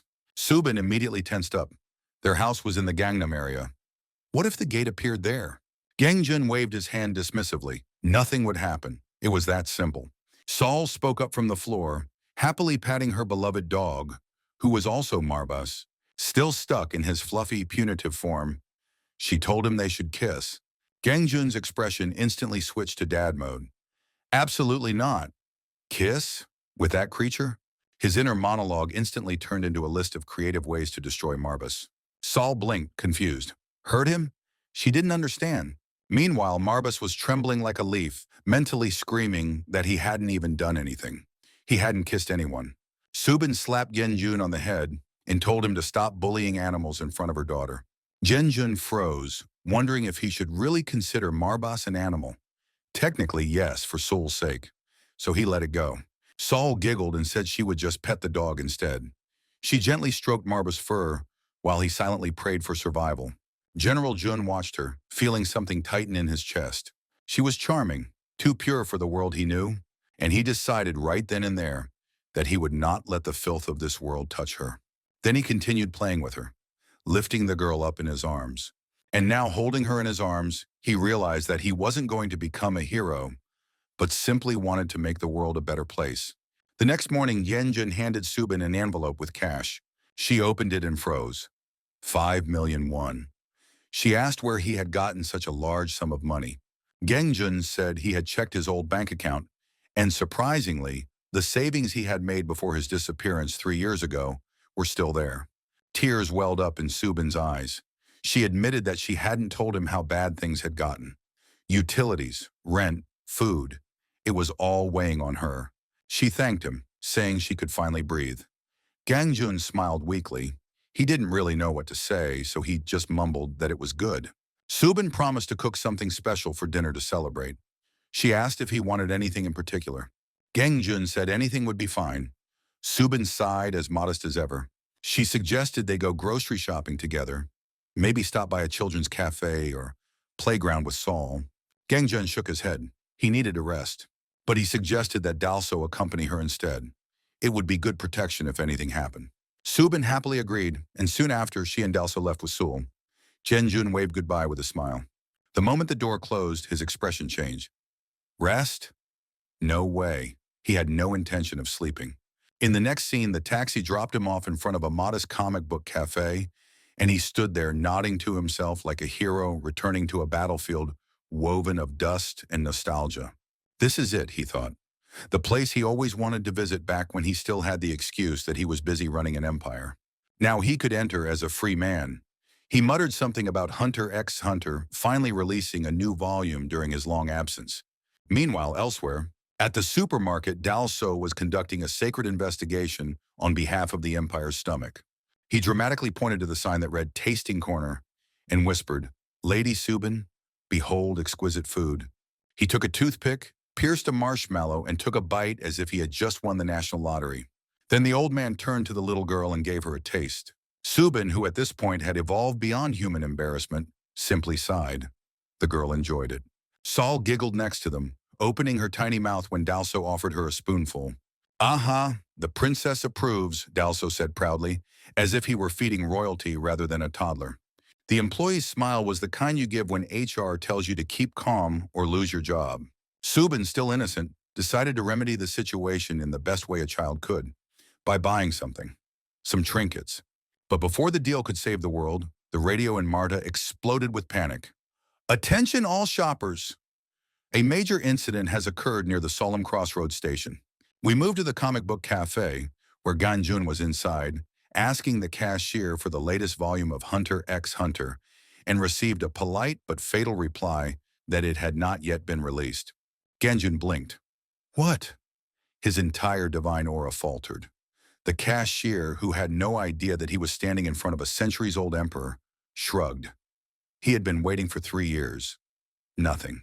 Ganjun's eyebrow twitched. 3 years, huh? Try 300. This fool had no taste of despair. The guy tried to help by handing him a popular new title. I, the weakest in the world, became an SS rank hunter. Ganjun looked at him as if he had personally insulted him, then sighed and went into the reading booth anyway. Leafing through the story, he frowned. It was like the story of Bongu's life on paper. The main character was weak, poor, and hopelessly similar to Bongu, except that this Bongu imitator eventually became strong enough to kill a ninth circle necromancer. Wow. Ganjun stopped reading. Excuse me, his brain addressed the universe. Since when can such a brat defeat a ninth cycle necromancer? He closed the comic with a sigh of regret for the time wasted. He should have gone to March, he thought. At least it was free. When his eyes closed, fatigue overwhelmed him. Sleep had been his enemy for weeks. Every time he closed his eyes, nightmares crawled out of the ruins of his old world. If only Iriel, that queen of succubi, were still around to ease the torment. He briefly wondered how his vassals were doing before everything went white. Meanwhile, in Marde, chaos swept through the ranks. The announcement was repeated, warning everyone to evacuate to the underground shelter. Subin's hands trembled as she looked at Sul. What about Ganjun? He's home alone. And so, ever the loyal servant, replied in his usual calm tone.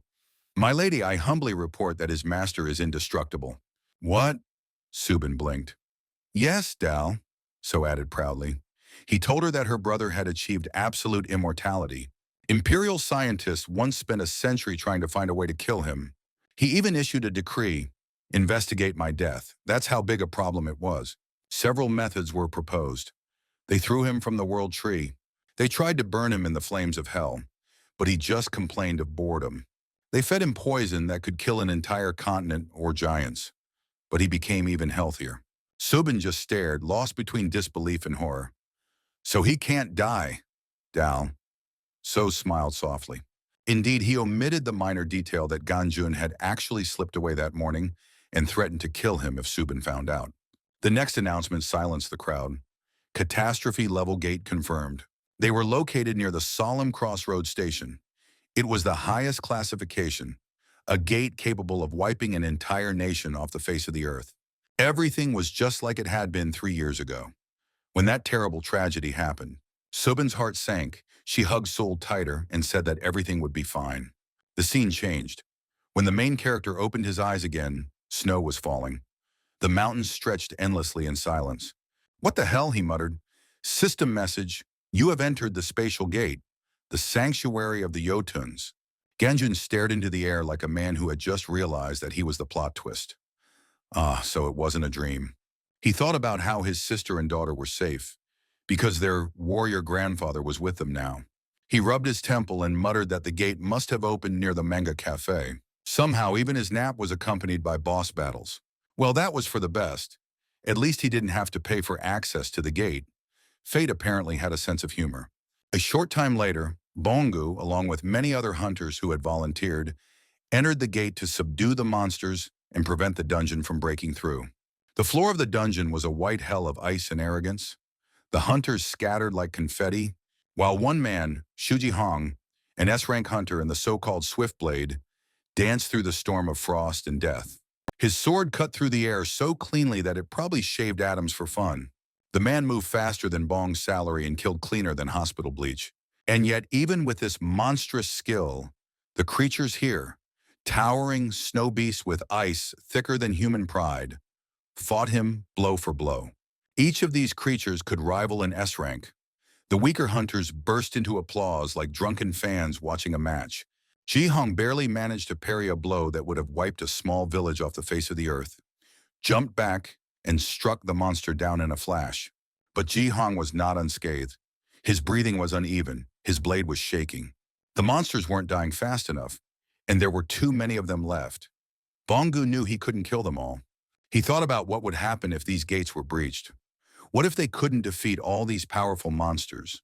3 years ago, they lost an entire city because of something like this. If it happened again, there would be no country left to bury the bodies. And then the world shook. Birds soared into the sky from afar as a system announcement pierced everyone's minds. All the giants of the snowfield fell. Everyone froze. Ji Hong, barely standing, stared ahead in disbelief. The giants, all of them, defeated at once. No one had ever killed so many in a single moment. No human. The earth split open. Shadows swallowed their courage. From this rift emerged something so tall, Hrimthrust, the ice giant from Niflheim, the guardian of the sanctuary of the Jotuns. His mere presence shattered the frost beneath the boots of every hunter. When he spoke, his voice shook the earth. He declared himself an apostle of the gods, served by all the Jotuns, and he demanded one thing. What a man. The name shook the cave, echoing like a curse that none of them understood. The hunters vomited, screamed, or simply fell. Hrimthrust asked again where he was, the one who dared to step into his sanctuary. Silence answered him. So he grabbed a hunter and turned him into snowflakes. People didn't understand who he was talking about. Even Ji Hong tried to counterattack, but the giant brushed him off like bad weather. One snap, and the 10th-ranked S-rank hunter became history, and the giant was still looking for that man. Bong's mind sank into comical despair. He killed Ji Hoon with his finger. This isn't a monster, it's just horror. All hope evaporated. Some hunters whispered prayers. Others simply whispered farewells. Bong, clutching his chest, whispered that he couldn't die yet. Not after finding a reason to live again. Not after following him. He turned to run. The wind disagreed. One lazy gesture from the icy giant, and he was spun around like trash in a storm. Bongo hit the ground hard, tears freezing in midair. Muttering please, he didn't even believe himself. And now he looked back and saw the monster's face very close. It seemed that everything was over. But then Hrimthrust stopped. His gaze shifted. Something entered his field of awareness. Bongo looked up and saw a sight that blew his mind. From the far edge of the snowy field, the earth began to shake again. Hundreds, no, thousands of giants. The undead, pale and marching, all in perfect unison. Bong was shocked by this because these were the very fallen giants he had seen dead before. And suddenly someone called out to him. Bong was simply shocked by this. His eyes resembled eggs. Someone had recognized him. It was joyful Ganjun, and he was happy. He hadn't expected to meet a familiar face here. And Ganjun was sitting on the head of one of these monsters. Calm, serene, probably thinking, a real necromancer monk. Bong's relief turned to disbelief. The undead did not attack him. He asked Gigi what he was doing here.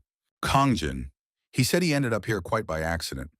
Bongun said he was glad that Gigi was alive and well. And then he immediately realized that Gonjun himself had killed all these giants in an instant and made them dance to his tune. The angry giant immediately roared and turned to his brothers. He asked what had happened to them, why they were looking so viciously at their lord, as if he were their enemy. The giant immediately flew into a rage and asked how they dared to betray him, their lord, their apostle, their guide to God. And at that moment, Bong realized that all this time the giant had been looking for the main character. Hrimthurst's deep voice shook the field. He instantly recognized Ganjun, the one whose hands had played with the dead, the one who had stolen the peace of his brothers. The ice giant's fury turned into a storm. Bong immediately began shouting that the main character should run away. This giant had just killed an S-rank hunter.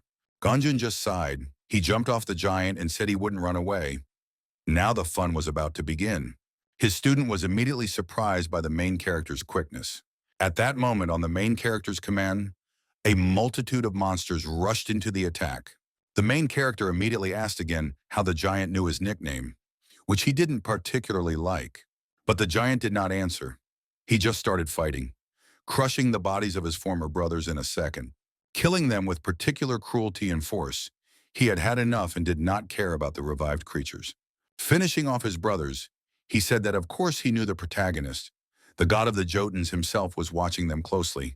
Bong understood that the monster was on edge, and that this could soon be the end for both him and the protagonist. And then the main character asked the giant which god he was talking about. Then continuing to crush his brothers, the bastard said that their god was watching everyone, especially a man with such a nickname. Konjin watched this and tried to remember and understand. How did it all start? He remembered that he had killed everyone who proudly called themselves the great rulers of their dimensions, with literally 2 blows. And at that moment, he became completely immortal, and terrible boredom came into his life. And then he began to pray that the gods really existed. The scene returned to the present. The protagonist asked if he was stronger than a god. The giant ordered him not to blaspheme, for he was now standing before the chief apostle.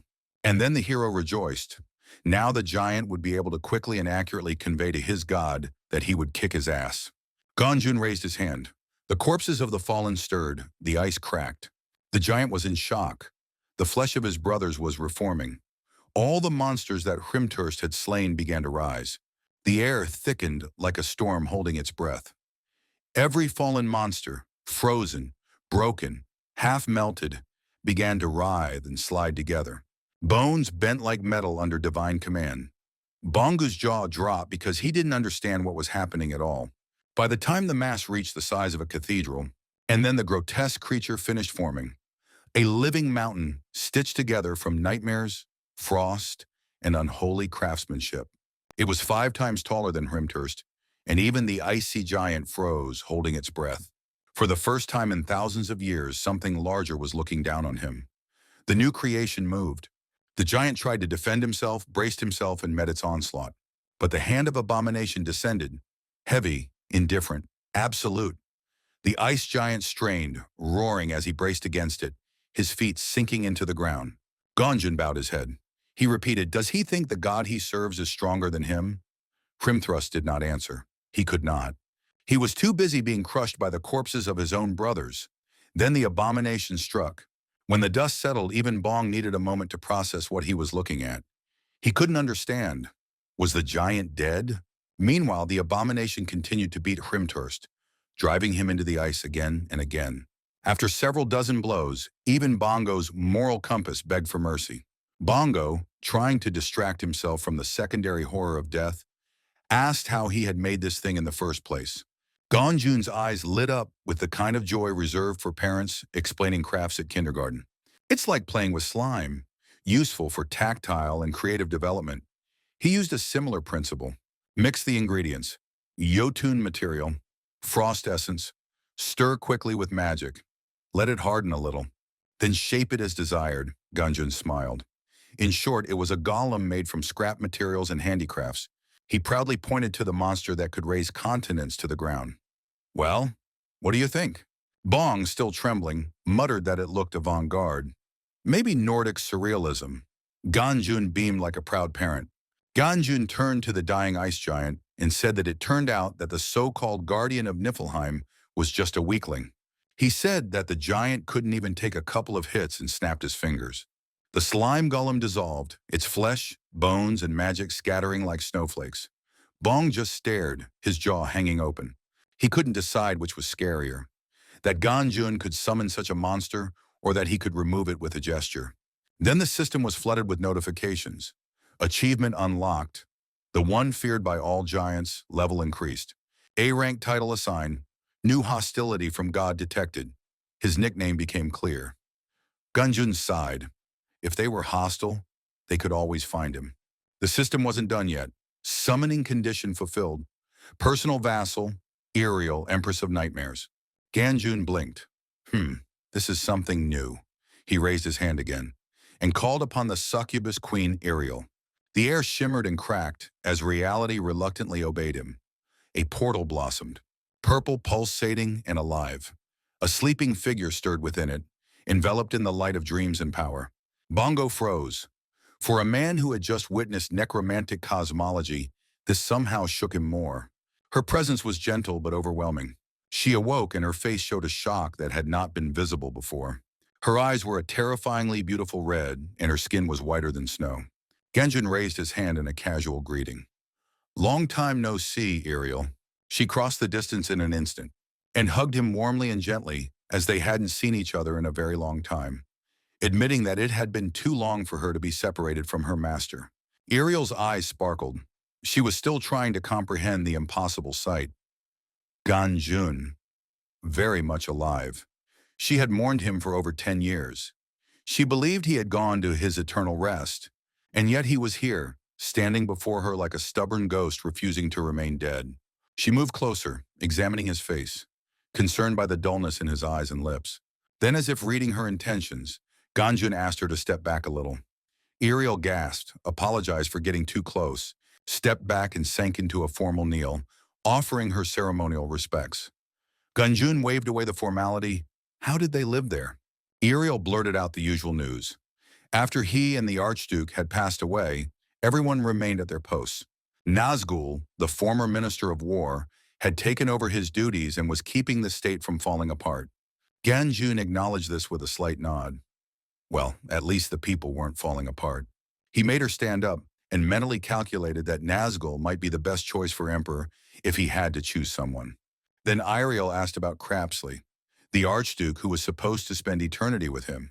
Ganjun replied that Crapsley had gone to Mart with his sister. Ganjun did not elaborate, simply waving it off, saving the rest of the conversation for the journey home. Ariel agreed, murmuring obediently. And just like that, Ganjun's mind was already 3 steps ahead, plotting.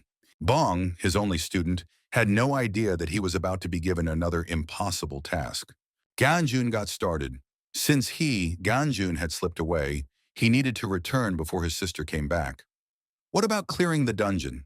Now that was Bong's problem. With a casual wave of his hand, Ganjun began the countdown, disappearing in a flash, leaving Bong staring like a deer in the headlights, leaving a whirlwind of chaos behind. Bong's mind was spinning. Somehow, everything at the gate would have to work itself out, just like last time, because that was obviously his luck now. We moved to the solemn crossroads station, the battlefield of the gate. Soldiers and the control bureau were already swarming there. The director, Mr. Cho, arrived and immediately inquired about the first assault group. The officers rattled off the details of the S-rank squad, and then, almost as a joke, mentioned the recently promoted C-rank rookie sent in the first wave. Mr. Cho raised an eyebrow. C-rank, seriously? The officer explained that this rookie had recently taken out an A-rank assassin from the Alliance, opposing the Control Bureau. Mr. Cho's face tensed. He vaguely remembered this young man. Promising, too promising, perhaps now just a corpse at the gates of disaster. The officer's words reminded the director that these sacrifices were not in vain. Secondary damage had to be prevented at all costs. Mr. Cho clenched his fists, internally furious. thinking about how many young lives had been risked and sometimes sacrificed. Suddenly, the director noticed that the gate was shrinking. He wondered if the gate of disaster had been suppressed. And immediately, all the heroes who had participated in its clearing poured out of the portal. Then among the staggering, exhausted returning hunters, one of the officers noticed that while all the hunters were falling like broken figurines, one was still conscious. The director ran up and froze in disbelief when he saw that it was Bongu, the one who was currently trending for reasons no one fully understood. A diligent son. Evening came and Guangzhou was at home, half listening to the news. It was reported that the disaster-level gate near Silem Crossroads Station had been successfully suppressed at 4 p.m. And Mr. Cho, the director of the Management Bureau, praised the hunters for their sacrifices and risks, which had protected the peace in the country. Guangzhou, meanwhile, was focused on a crisis of a different scale. Dinner. He asked his sister when it would be ready. She said it was almost done and asked if he was hungry.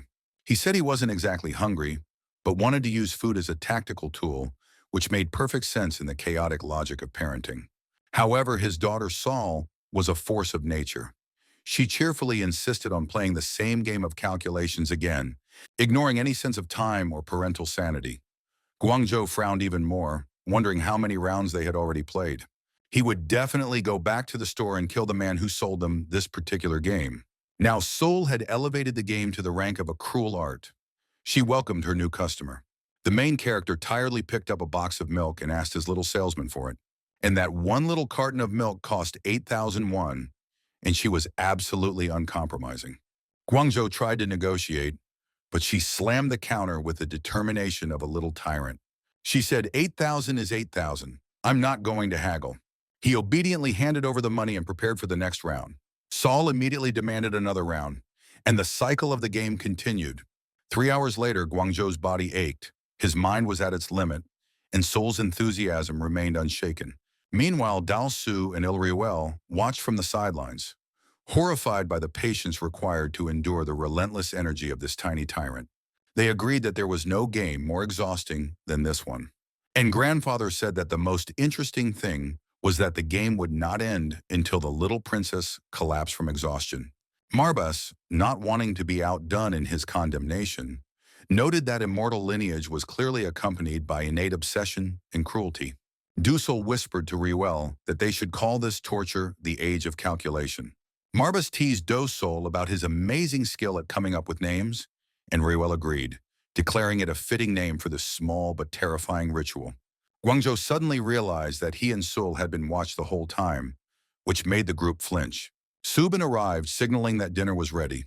Guangzhou felt a fleeting surge of hope for salvation, but Seoul was far from finished. She refused to eat and insisted on playing more, forcing him to negotiate. His sister said that maybe Dad should go play with the girls some more after dinner. These ideas left Guangzhou exhausted and plotting a subtle revenge that would never come to fruition. But in the end, Seoul agreed to eat, but with a gleam in her eyes that warned Guangzhou that she expected the game to resume immediately afterwards. He accepted defeat, clutching his chest with a mixture of exhaustion, love, and horror. And he agreed to play with his little princess again after dinner. Finally, the food arrived, generously arranged, and Subin invited everyone to eat heartily.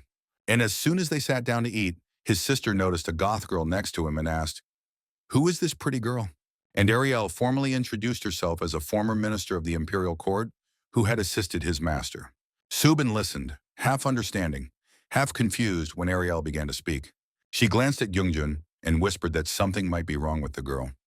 Gyungjun calmly assured her that this was not the case, although Subin was not convinced. Her body seemed fine, but her mind was not. Curiosity prompted her to ask how Ariel had found him in the first place. Ariel started to answer, but Gyungjun smoothly interjected, saying that they had met by chance earlier that day. He mentally congratulated himself for returning home before Subin and forcing Ariel to transform. Her original form was not what he wanted to see in the living room. Subin realized he was leaving. Gyungjun tried to downplay it, just a trip to the grocery store, as he put it. Her tone became sharper when she mentioned the disaster-level gates earlier that day, and demanded an answer as to what he would have done if he had been sucked into it. Gyungjun accepted the scolding with quiet resignation. In the corner, Dulso wrote everything down, like a royal scribe documenting court drama. Lady Subin scolding His Majesty, his majesty feigning remorse. Youngjun called his name twice, and the spoon in Dulso's hand instantly bent. When asked his age, Dulso admitted that he was over 12 centuries old. Youngjun remarked that someone so ancient should have learned common sense by now. Subin intervened before the situation escalated.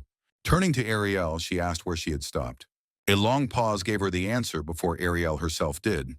Nowhere. Horrified, Subin insisted that she stay with them. Ariel refused, saying she couldn't impose on the imperial court. Subin countered with the unbreakable logic of older sisters. Either she stays here, or she sleeps on the street. When Ariel hesitated, Subin shouted that it was an imperial order. The effect was immediate. Ariel fell to her knees and swore obedience. Subin froze, realizing her mistake, and awkwardly told her to get up. Youngjun told her to stop before she embarrassed herself further, but she could already see him holding back laughter. The tension eased when the news came on. Reports of the disappearance of the gate, of Seoul narrowly escaping destruction. 16 hunters were dead, 5 unconscious and 1 conscious. Subin quietly called it a miracle that they hadn't opened up even more. The miracle was that the catastrophe of 3 years ago had not been repeated. Seoul could have been reduced to ruins again, and they could all have died. Youngjun assured her that as long as he was alive, nothing like that would ever happen again. The screen showed Bongu surrounded by reporters. Subin smiled, amused that he was on the national news. Youngjun confirmed that this was the same Bongu who had been their guest. When she asked why he hadn't told her that Bongu was a hunter, he simply replied that she hadn't asked. But their peace did not last long. After finishing dinner, Seoul announced a new round of her favorite game. Hearing about the cash register, Youngjun froze. Calling Ariel and Dalsu, he issued his first imperial decree in a long time. Grandfather immediately jumped up and said he was ready to receive it. That's how important this order was to the servants. And he ordered them to find the creator of the Dr. Genius game set, the villain behind these domestic torments. Both accepted the mission without question. Subin sighed, telling Dalsu to ignore the order. She muttered that Youngjun's hatred for this toy had reached divine levels. Seoul cheerfully resumed playing, while Youngjun responded with the spirit of a man begging for mercy. Later that night, Subin washed the dishes alone, her thoughts heavy and quiet. She sang and did not hear her name being called. She almost jumped when Ariel appeared behind her with a tray, hesitantly asking if it would be humiliating to make a small request. She told the girl that from now on, she could take on all the dirty work herself and take care of the cleaning in the kitchen and around the house. Subin, softening, said that she could just keep her company. As they worked, Ariel began to talk, mostly about her master. Apparently, he was easy to talk to, approachable, and not fond of formal titles. Subin listened, slightly skeptical, realizing that Ariel was referring to Youngjun. Could he really bring peace and order anywhere? Ariel said that at one time he was even greater than any deity or religion. Subin looked at her brother and couldn't believe for a moment that he was that cool. She asked the goth girl again if her brother was really so revered that people even prayed to him. Ariel described how people once worshipped him. It was true. Temples, prayers, statues. That's exactly how it was, and people loved to worship their Lord. There were several thousand of these statues and temples across all continents. That's how important and widespread the religion and cult were. Subin muttered that it sounded crazy, perhaps inspired by North Korea. Ariel explained that other religions also existed, but they died out not because of force, but because of neglect. None of their former gods could give them salvation.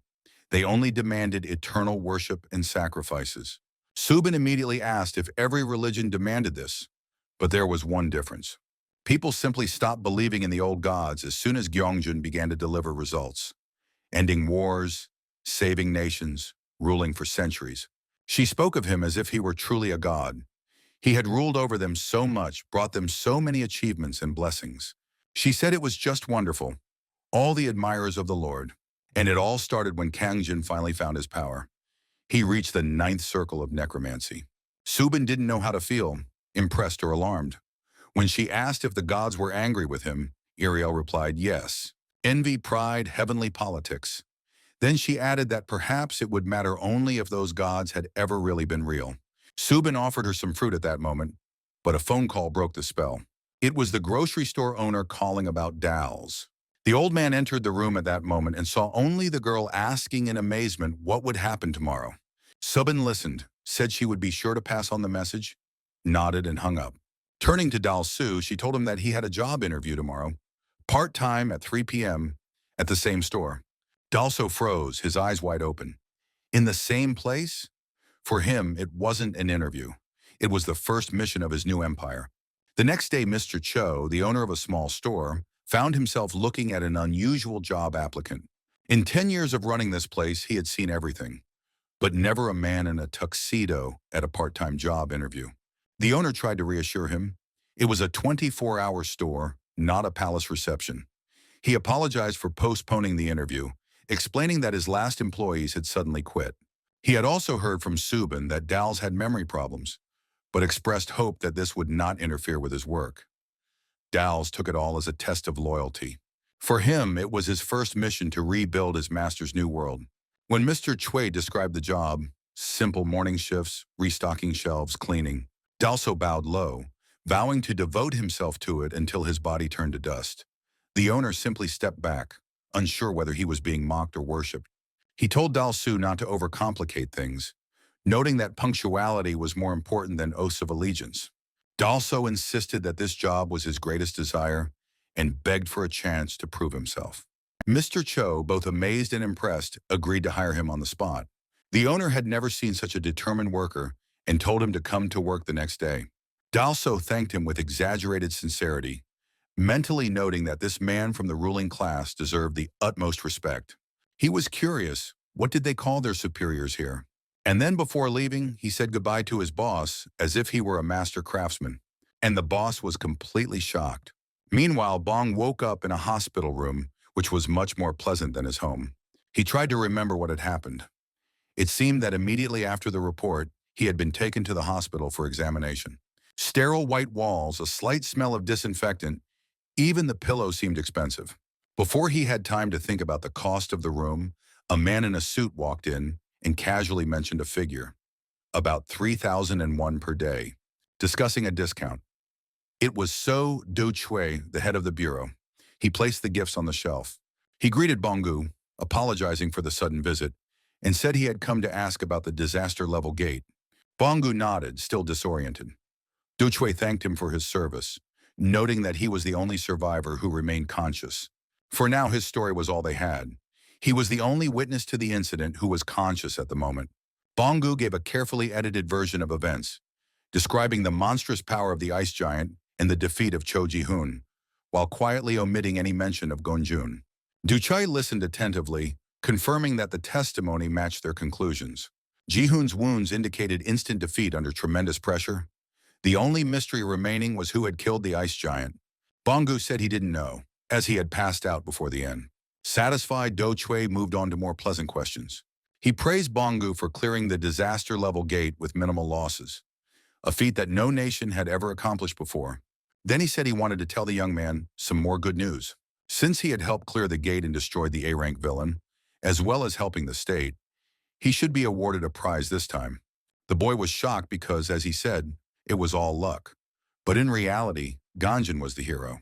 As a reward, the Bureau would cover his mother's hospital expenses, provide her with the best treatment, and transfer her to a VIP ward for her complete comfort. It will also include him in the upcoming memorial and award ceremony. It will take place in the near future, and he will be the guest of honor. It will also provide educational support for his entire family. They will no longer have to pay for tuition. Bongu listened in disbelief, mentally thanking Gonjun for everything. Duche concluded by informing him that Bongu had been selected for a re-evaluation for a rank promotion at the end of the year, for potential advancement. Bongu modestly replied that he was satisfied with his C rank, although his boss smiled as if he already disagreed with that. Finally, the president leaned over and said he would expect even more new achievements from Bongu. The guy realized he was in deep trouble. When Do Chui finally left, Bong sat in silence, realizing that these honors could become another burden he hadn't asked for.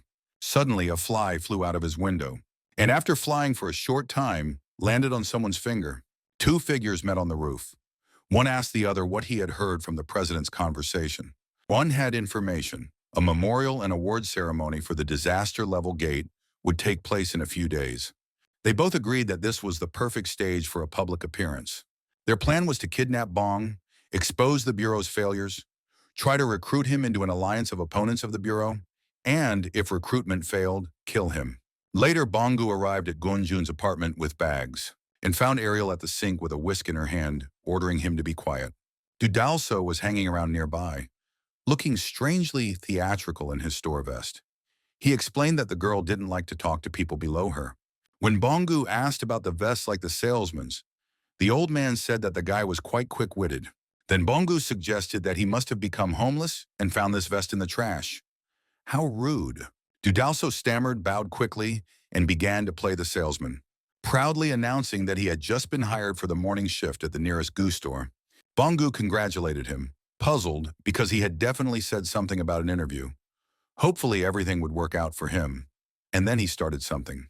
More precisely, someone. On the balcony, which was essentially a small cell, Ganjun leaned against the railing and said he was locked up there. Meanwhile, Sul sat down on a chair and announced to everyone that her father was a thief and that Bongu would go to prison. Sul's game baffled Bongu. They were playing cops and robbers, and the little guard wanted to put the guy with the bags in jail. And Ganjin immediately ordered the guy to climb in with him. It was pretty boring there alone. The main character turned to the student and asked what time it was, and learned that it was 4 o'clock, realizing that he had already been lying on the bunk for 3 hours. This surprised Bong, but Ganjun treated the balcony as a joke prison, claiming that he had only been locked up for a few hours and was allowed to go to the toilet. Once inside, the mood changed. Bongu explained his visit to the hospital and his meeting with the head of the bureau. He was praised, offered benefits, and hinted at a reevaluation at the end of the year. An awkward misunderstanding ensued, and then the student asked his teacher for another important favor. He admitted that he was afraid of looking weak during the assessment and asked Ganjun to train him. The main character didn't understand how to help him. Should he just cheer for his student from the stands during the competition? Then Bongu raised his head and said that he was thinking of starting to train desperately in order to achieve at least something worthwhile. But Ganjun asked Bongu to be realistic. Cramming at the last minute won't turn a weak hunter into a strong one. Nevertheless, he made a modest promise. He might be able to raise Bongu's score by 10 points. He pointed out that the necromancer Bongu had previously defeated was worth about the same, and he could give him 10 points too. Bongu was nervous, but the main character, hoping fervently, wondered if that would be enough. Gunjun smiled, half surprised, half calculating. Bongo excitedly replied that yes, it would be more than enough. In that case, Ganjun told him to come to his house at 8 a.m. starting tomorrow. Bongu thanked him wholeheartedly and then remembered something. He told Ganjun that he had been told there would be a large memorial service and award ceremony before the promotion exam. Ganjun asked him why this was necessary. Bong replied that it was in memory of the hunters who died during the suppression of the gates, and to award medals to the surviving hunters who contributed to the suppression. He thought to himself that it was all thanks to Ganjun, so if he received any prize money, he should give it all to him. But just as he was about to say something, someone interrupted him. It was Dolso. He excitedly congratulated Bongu, telling him that it seemed he was finally on the road to success. Bongu, surprised by his sudden appearance, asked what he meant. Dolso told him that he would receive the Medal of Honor in front of everyone. Ganjun confirmed that this was true and that he should take more memorable photos with his sister and then show them to his mother when she recovered.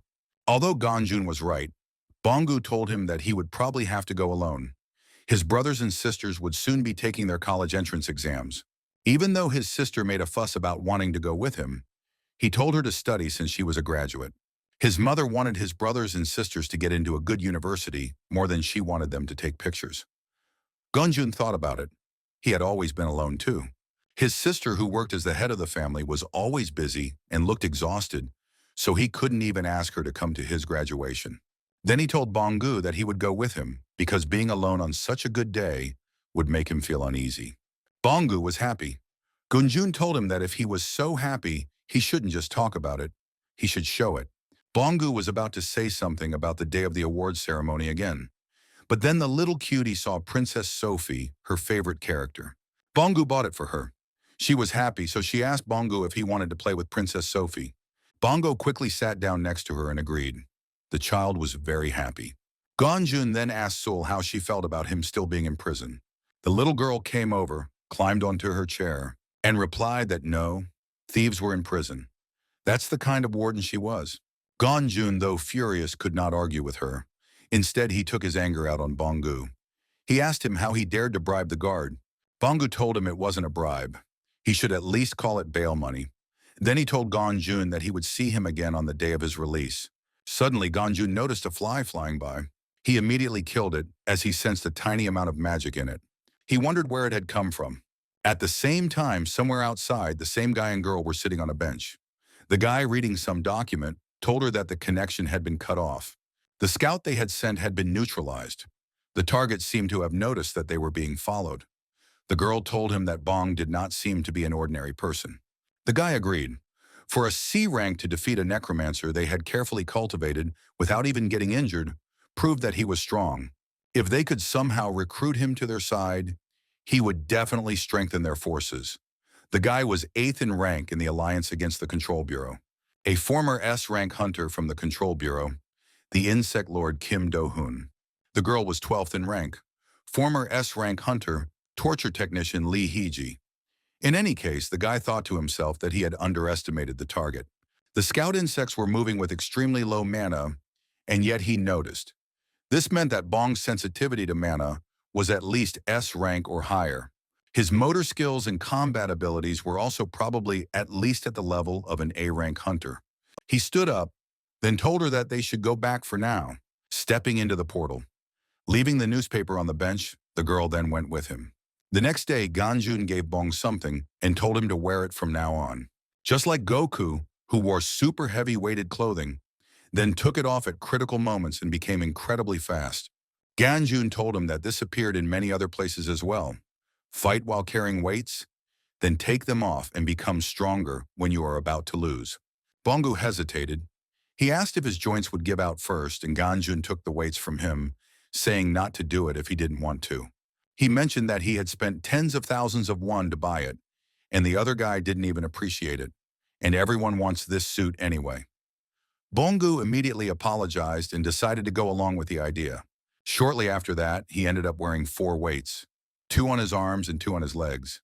He had no idea what was so good about it, as each one must have weighed at least 10 kilograms. Now Ganjun told him to go play with Seoul, and warned that he would die if he made him repeat it twice. The little girl agreed too. With the weights on his body, as soon as he knelt down to play with her, he felt a sharp pain in his back. Squatting made the weights heavier. The first game she chose to play was the era of calculation games that Dalsu had mentioned to him. Now he began to feel the weight of the load. He never expected that just sitting and picking up objects would be so difficult. His arms felt like they were about to fall off. Now he realized how weak he was. With tears in his eyes, he wondered if he would be able to support his family with such a weak body and obtain the elixir to cure his mother. So he decided to strengthen his resolve. If he couldn't endure this, he would never achieve anything. And so, 2 hours passed and he was still playing with her. They played all kinds of games. At that moment, his body was as if it was no longer his, but he couldn't refuse the little girl. They continued to play different games, and now Bong had become the perfect babysitter. He laughed next to the girl, but inside he was crying. Then he picked her up and carried her on his shoulders until blood pooled in his mouth from the strain. Then there was the devil's centrifuge, but that wasn't the end of it. After taking care of the child, it was time for training in household chores. This torture continued repeatedly for quite a number of days. He was already starting to do things around the house and help out, while he was still wearing weights. That's how 1 week passed. He could see that his body was getting more and more tired every day. He thought that Ganjun must have a purpose by making him go through all this. Maybe he was testing his patience and perseverance. He thought that this was the only plausible explanation, since there are actually many similar stories. He knew that masters did not reveal their secrets easily. He came to the conclusion that Ganjun had not tested how far he could go. And then a week later, Ganjun told him that it was already the end of the month. When, according to him, was his promotion? Bongu replied that it was in early December. Ganjun never expected time to fly by so quickly while they were fooling around. He needed to start real training soon. Then he asked him what day the memorial and award ceremony were. Bongu quickly checked his phone and told him it was tomorrow. Ganjun told him that they should go to the award ceremony first and then start real training. Happy, the student asked Ganjun if he had finally passed his test. Ganjun had no idea what test he was talking about. But Bongu thought that Ganjun had been testing his patience and perseverance for the past 2 weeks. Well, Ganjun was just doing it for fun, but he decided to let him think whatever he wanted. So he told Bongu that he had worked hard, so they would start training tomorrow. He put his hand on a student's shoulder and told him to prepare well for tomorrow. The dog sat in shock watching this. What a bastard this main character is. At the same time in the city of Ansan, Gyeonggi Province, inside the bar, Dahun told Hiji that the operation was imminent and the target was strong. His men were behind them. He told them that when the awards ceremony began tomorrow, and the target, Kim Bongu, took the stage, they would cause chaos, kidnap the target, and disappear. The next day, Ganjun put on a business suit, but complained about how uncomfortable it was. Subin told him he looked good in it, then asked if he was going with that lady. Ganjun replied yes. Dalso also had to go to work at the 24-hour store. She told him okay and to be sure to give Bongu her congratulations. He told her okay, then told Ariel that it was time for them to go. Just as he was about to leave, Sul called out to him loudly, and then she very politely wished him a safe journey. Her sweetness truly touched his heart. Subin was also impressed by what a good girl she was. She told Ganjun that there was a segment on etiquette on the morning children's show. According to her, it was one of the children's programs he loved when he was little. But Ganjun couldn't remember all that because too much time had passed.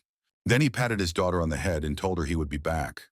How long had simple wishes for a safe journey warmed his heart? A short time later, he arrived at his destination. It was so crowded, and he could see how happy and lively the place was. The children were glad that the kind hunters had kept the monsters away from them. And now they also wanted to grow up and become hunters. The boy was not very happy because he knew what misfortune this could bring. But still, he was speechless because he hadn't felt such peace in a long time. At first, he thought it was insensitivity to danger. But in fact, they hoped that the misfortune from the news would not happen to them, trying with all their might to believe that the hunters would guarantee their safety. So they were just pretending to live in a stolen peace. What a dubious peace, he commented. But seeing everyone gathered together, he realized that this must be a major event. Bongu told him that suppressing a disaster-level gate was a historic event for humanity. He heard that many famous hunters were present at the event because successfully suppressing a catastrophe-level gate with such minimal damage was the first case in the world. Thanks to this, foreign countries were also showing interest. Ganjun looked at the hunters standing there. Most of them were pathetic, and only a few were barely tolerable. Then he asked Bongu if he was sick or something, since he was drinking so much water. Bongu said no. In fact, he represented all the surviving hunters and was going up on the podium alone today. The rest were still unconscious or unable to attend. The guard then told him that the memorial and award ceremony were about to begin, so he should go to the place he showed him. Bongu agreed, then told Ganjun that he was going, and that Ganjun could go to the place he had mentioned earlier. Minutes later, in the hall, some man was spouting boring nonsense about the management office and everything else. Ganjun was already feeling bored because they could have just skipped the boring stuff and announced the awards and gotten it over with. But he refocused when they announced that Bongu, representing all the surviving hunters, would read a eulogy in memory of the hunters who had died during the suppression. Seeing him take the stage, Ganjun thought he looked like a robot. His knees didn't bend at all. But then he noticed the thirst for blood. Uriel noticed it too. She told him that it seemed like they were plotting something sinister. Ganjun agreed. He wondered what these bastards were trying to do. Stage some kind of senseless massacre? Remembering the peaceful atmosphere outside and the children wandering around, he became concerned. He told himself that there would always be those who would try to take everything by force, and their goal was obvious, even though it was none of his business. Money, power, and so on. Remembering his daughter, he realized that he didn't like it. He would not allow it, but he hated playing the hero. After all, if something happened, the hunters would have to help and intervene. Nevertheless, at least tonight he would have dinner with his family. He wanted Sol to be there with a smile on her face. So he got up. He no longer wanted to watch. But he couldn't just sit there. Then he ordered the imperial court minister Ariel to listen, and she obediently waited for the order. Her task was to stop those who were plotting evil from now on. He ordered them to be killed on the spot, but to keep the leader alive for questioning, and to suppress them with all her might. Ariel was happy to serve her master and accepted the task. And upon hearing this, the guy commanded her to begin carrying out the order. At that moment, above the roof, all the guards were destroyed by Dahoon's insects and turned into some kind of zombies. Some were still standing on the roof, captured, while others, too weak to resist, fell dead immediately. Among them was the hunter bastard who had been watching everything with his flies. He called his partners on the radio, informing them that the occupation of the roof was complete. Then the man approached one of the zombie guards and kicked him hard to the ground. Then the bastard sat on the corpse, and reports immediately began to come in. The team tasked with capturing the engine room had just completed the capture. The explosives team had just finished planting charges in 8 locations. The invasion team was also ready. The moment Bong's target stepped onto the podium, they put their plan into action. Dahong thought to himself that the plan was to simultaneously detonate the bombs planted at 8 points in the building. And while some lucky ones would manage to escape, others would remain under the rubble. Then the elite assault team would storm the conference hall. The indiscriminate slaughter during the kidnapping of the target would be ensured by his second partner, who loved such fun. Hilly's snipers have become hosts to magical parasites to block the paths of support forces. He considered it a perfect operation, derived from hundreds of simulations, so the probability of failure was close to 0. Someone then told him that the target was now coming on stage. After that, he ordered them to begin the mission. But then something went wrong. His men started screaming. He thought the team invading the waiting room had been discovered. He was shocked when the screams grew louder. There was no response from the team that had entered the engine room. Another response came. The team installing the explosives was on the verge of destruction. The radio announced that all the bombs had been defused. Dahong couldn't believe it. The team, made up only of elite personnel, had been destroyed or lost contact in less than a minute. He thought about it. The first subordinate to be struck by the enemy was the one who had infiltrated the conference room waiting area disguised as staff. Each floor of this building has an area of about 66,000 square meters, so it would take at least a few minutes to get from the conference room waiting area to the engine room. It would take even longer to move around unnoticed. He wondered if this meant that at least dozens of enemies were moving in several groups. He thought that the Control Bureau had noticed and started to take action. But he decided that this was not the case, since the Control Bureau was an organization that prioritized capture, and even if they noticed their operation, there was no way they would respond in such an aggressive manner. Then he wondered who it was. Then another reply came.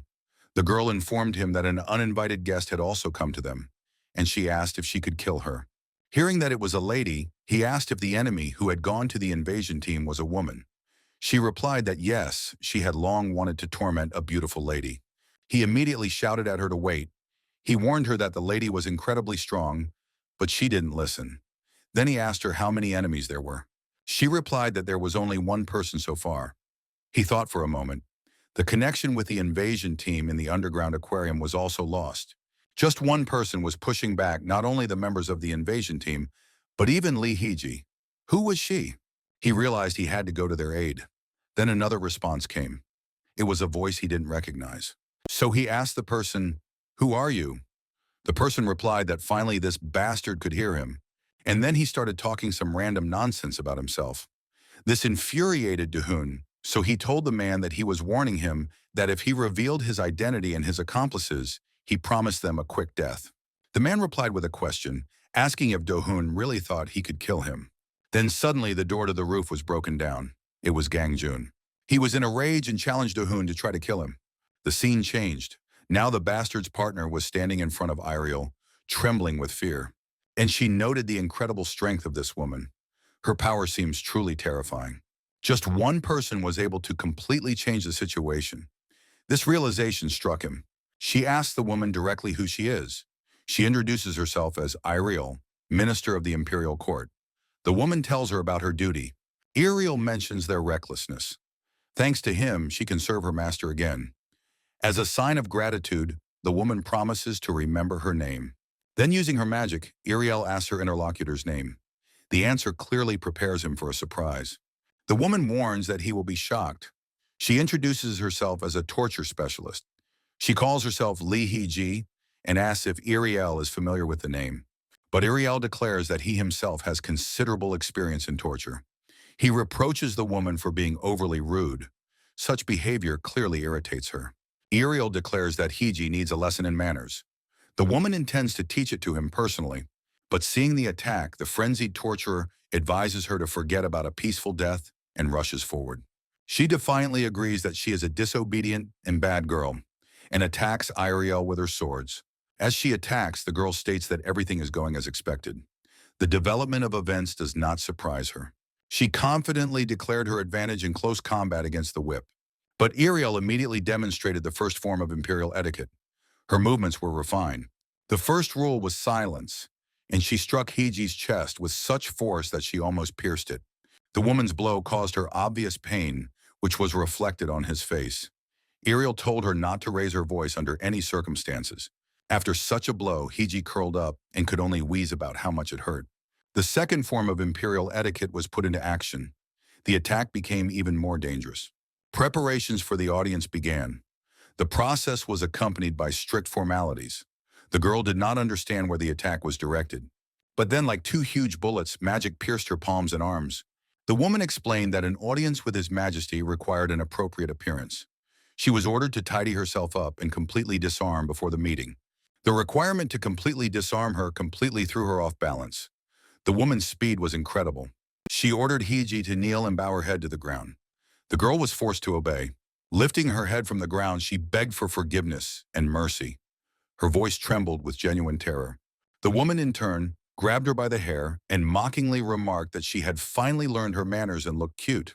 The girl continued to beg, but she was sharply reprimanded for breaking the rule against talking. The reprimand was severe. Iriel announced that she was ready for the audience and applied the next form of etiquette. The imperial audience began, marking a new stage in the interaction. When granting an audience to His Majesty, strict protocol had to be observed. Particular care had to be taken not to look at the knees of the Minister of the Interior. Having neutralized her, the woman rebuked the girl, calling her a disobedient child for breaking the rules. He should have been grateful that she was the one accompanying the gentleman. Iriel hinted that things would have turned out much worse with Gigi or Duke Crepsley. With another escort, he would not have been able to turn a blind eye so easily, hinting at serious consequences. The scene changed abruptly and returned to the roof with the main character and the second bastard. His actions were seen as a direct disregard for the previous warning. From that moment on, any regrets could no longer help him, as he had been warned. And when the barrels were pointed at him, the hunter began to suspect that the minds of all these fighters were being controlled by insects. Gonjun directly linked the scent flies to the man in front of him, demanding an answer. The insect lord immediately understood who had destroyed his magical creatures. And then Gigi decided that torture would make the man talk after a few painful deaths. The bastard noticed that his opponent did not fully realize the seriousness of his situation, and then all the zombie soldiers shot at him. The villain ordered him to die in the state he was in, but suddenly after the shooting, the man disappeared. The man's disappearance was sudden and caused complete bewilderment. Gonjun mockingly asked about the reason for the delay, reminding him of his promise to kill him. The insect lord was confused and tried to understand what was happening around him. Gonjun decided to take the corpses as a gift for further use. He admitted that he did not like to get his own hands dirty in such matters. And immediately all the corpses around began to come to life and become personal servants of our main character. The enemy's magical energy caused him real shock and difficulty breathing. All the parasites he had spread were instantly destroyed by a powerful burst of mana. The insane amount of mana continued to shock and overwhelm the insect lord. He asked again what was happening, unable to comprehend the scale of events. Suddenly, glowing red eyes appeared behind him in the darkness. He quickly turned around. They were all skeletons, which were on a completely different level, unseen before in his practice. Controlling skeletons of this caliber required incredible skill and strength. And these creatures were really cool, with armor and chains like rappers. Before him stood a necromancer of the highest, perhaps even elite class. He was struck by the necromancer's combination of physical strength and mobility, which defied logic. The overwhelming amount of mana created suffocating pressure on the enemy. The realization of the insurmountable difference in strength made any resistance pointless. Gonjun asked mockingly if his opponent was afraid now. The desire to die became the only obvious way out of the situation. The man apologized but said he would not let him die easily.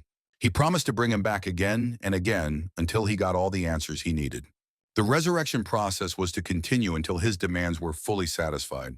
Gonjun suggested that he see for himself. He decided to first give his opponent just a small taste of the suffering to come, and he immediately recoiled, Gigi told him goodbye for now, but see you later. A moment later, Ganjun ordered him to open his eyes and realize what was happening around him. The insect lord could not understand how he had survived after certain death. Gunjun asked him how he felt after his first experience of death. He assumed that the feelings were unpleasant, just like those of his victims. The man suggested that he simply tell him everything and finally find peace. But realizing that one death was not enough to achieve the desired result, Ganjun agreed to continue the process until his opponent spoke. After some time, Ganjun realized that the Federation of Opponents of the Bureau had chosen Bong as their target. Putting together everything the prisoner had said, the man assessed them as cunning opponents. The entry of the acclaimed novice hunter into the ranks of the villains would sow fear among the people. Bong's refusal of their offer would lead to a brutal massacre of everyone present. The brutal murder of Bongo and others would have sown widespread doubt in the Bureau's capabilities. The man could not allow threats to exist in the world where his princess lived. Eliminating the leader easily destroyed such groups, and this guy had already been neutralized. Ganjun congratulated him on his 15th return and declared it to be his last. He demanded information about the boss, including his exact location. The prisoner suggested the existence of a forbidden spell that prevented him from speaking. Ganjun told him to try, promising not to resurrect him after death from the spell. He made it clear that he would not waste his energy on meaningless work. The insect lord expressed his gratitude for ending his torment. He finally began to tell the truth, broken by repeated resurrections. But suddenly he stopped and began to convulse. And then he exploded right before their eyes, which was not a pretty sight. Ganjun noted the information with annoyance. He decided to destroy all members of this organization who were spotted in the future. At that moment, Ariel returned and reported that the work was complete, receiving approval from her master. Ganjun ordered them to return, having completed the task. Ariel asked her master about cleaning up after the operation was over. Ganjun replied that he did not know, but he was confident in the abilities of others to handle it. The man suggested going to congratulate Bong and taking a commemorative photo with him. At that moment, Bong was thanked on stage for his work, with sincere gratitude expressed. One of those present, Black Wolf Kang Sung-hyun, a master of the Loneliness Guild, questioned whether Bongu was suitable for the image of a new hero. It was decided not to accept him into the guild for the time being, postponing the question of recruitment. Iron Man Ko Du-yeol, who ranked 6th in the overall hunter rankings and replaced Black Wolf, noticed that this kid seemed weak. He didn't look like a man at all. Suddenly, both of them received messages on their phones that made them very excited. Kang Sung-hyun noticed the appearance of uninvited guests in the ceremony area. A few moments later, something was discovered on the roof that caused universal shock. Following the bloody trail, the hunters began to investigate the circumstances of the incident at the scene. Someone noticed the distinctive clothing and style of the dead attackers. It was established that among the dead was an executive-level operative. Everyone wondered who could have dealt so brutally with an elite underground fighter. Suddenly, the Black Wolf's phone rang, and he began to report. Dozens of bodies of members of the enemy organization were found throughout the building. There were especially many dead in the area of the facility's underground aquarium. Among the dead, they identified Lee Heiji, who possessed the power of an S-class hunter. This discovery raised the question of who had acted so secretly and effectively. The guy expressed complete bewilderment at the events that had taken place. It was decided to immediately report everything to the director of the bureau. Returning to the hall with his companion, the main character noticed that they were already late for the ceremony. Seeing everyone who had been awarded and their superiors on stage, the guy realized that they were about to have a rather important conversation. No need to interfere. Standing not far from the stage, Ganjun mentally informed Bong about the serious problems that awaited him. The man explained that the Federation was deliberately hunting him down. He added that he would not be able to protect him from all threats forever. Ganjun began to analyze the situation and realized that he was the one who had set Bong up as an innocent lamb. But in the end, that wasn't the case. He had chosen his own fate, and Gigi would definitely make him stronger. He decided to intensify his training, leaving the rest to fate. The man promised to start real grueling training tomorrow. Bongu might die from it, but it was clearly better than dying at the hands of the underground. The scene suddenly changed and shifted to the demon dog sitting on the couch watching TV. Nabi, a street cat, was having a hard day stealing fish for food. Someone was angrily yelling at the little rascal, apparently catching him with the stolen goods. The dog compared his comfortable life to someone else's more difficult one. After all, every day he ate food specially prepared for him, which his sister Gigi bought and brought him. I wonder what pickled wings taste like. Daily entertaining walks and thorough, pleasant washing after the slightest dirt. The life of a domestic pet seemed to him comparable to that of an emperor. That's how well he lived now. The immortal seemed to him to be a sworn enemy who had destroyed his clan and exiled him. At first, he harbored plans of revenge against his destroyer, but his new life seemed much better than his former existence. Here he lived like a king, and he no longer wanted revenge so badly. The main problem was the princess's painful kisses, which caused the dog to protest. He feared that the immortal might kill him for his excessive insistence. He was surprised by the sudden cessation of requests for kisses after his previous persistence. A slight sadness gave way to relief, although he found it cute and decided to leave it alone. At that moment, everyone returned home from the event, and Bongu offered to treat Gigi to dinner in honor of the special day. But Gonjun said that his sister had prepared something better, marinated wings. But seeing the happy Gonjun in front of him, he asked what he was doing there, catching him on the spot. He explained that he was eagerly awaiting the return of his owner, increasingly resembling a dog. When asked about his sister and Seoul, the dog reminded him of his order to behave like a real dog. He said that they had gone to the store. Bongu was amazed to see his complete transformation into a dog. The dog reported on the tragedy that had occurred that afternoon, which required his owner's attention. He said that Immortal's baby had almost fallen off the sofa due to negligence. Thanks to his quick reaction, the potential fall was prevented. Without his help, the baby could have been seriously injured from the bad landing. Gonjun praised him for his actions, but he expected something more for the rescue. The owner asked if he wanted a reward for his timely but necessary action. Then the man decided to give him a new name, originally intended for his friend's grandfather. The dog was extremely surprised to learn that he had received a new name from his master. Ariel was also shocked by the news. Gonjun solemnly announced that from now on, he would be called Geddon, which translated as the humiliating term for dog feces. Bong thought that even for a demon, such an offensive name seemed excessive and inappropriate to those around him. The dog unexpectedly took it as recognition of his status as the emperor's right-hand man. Bong watched in amazement as he sincerely rejoiced at such a humiliating name. The man noted the complete transformation of the powerful demon into an ordinary dog. Even his servant Ariel happily repeated the dog's new name, considering it incredibly desirable.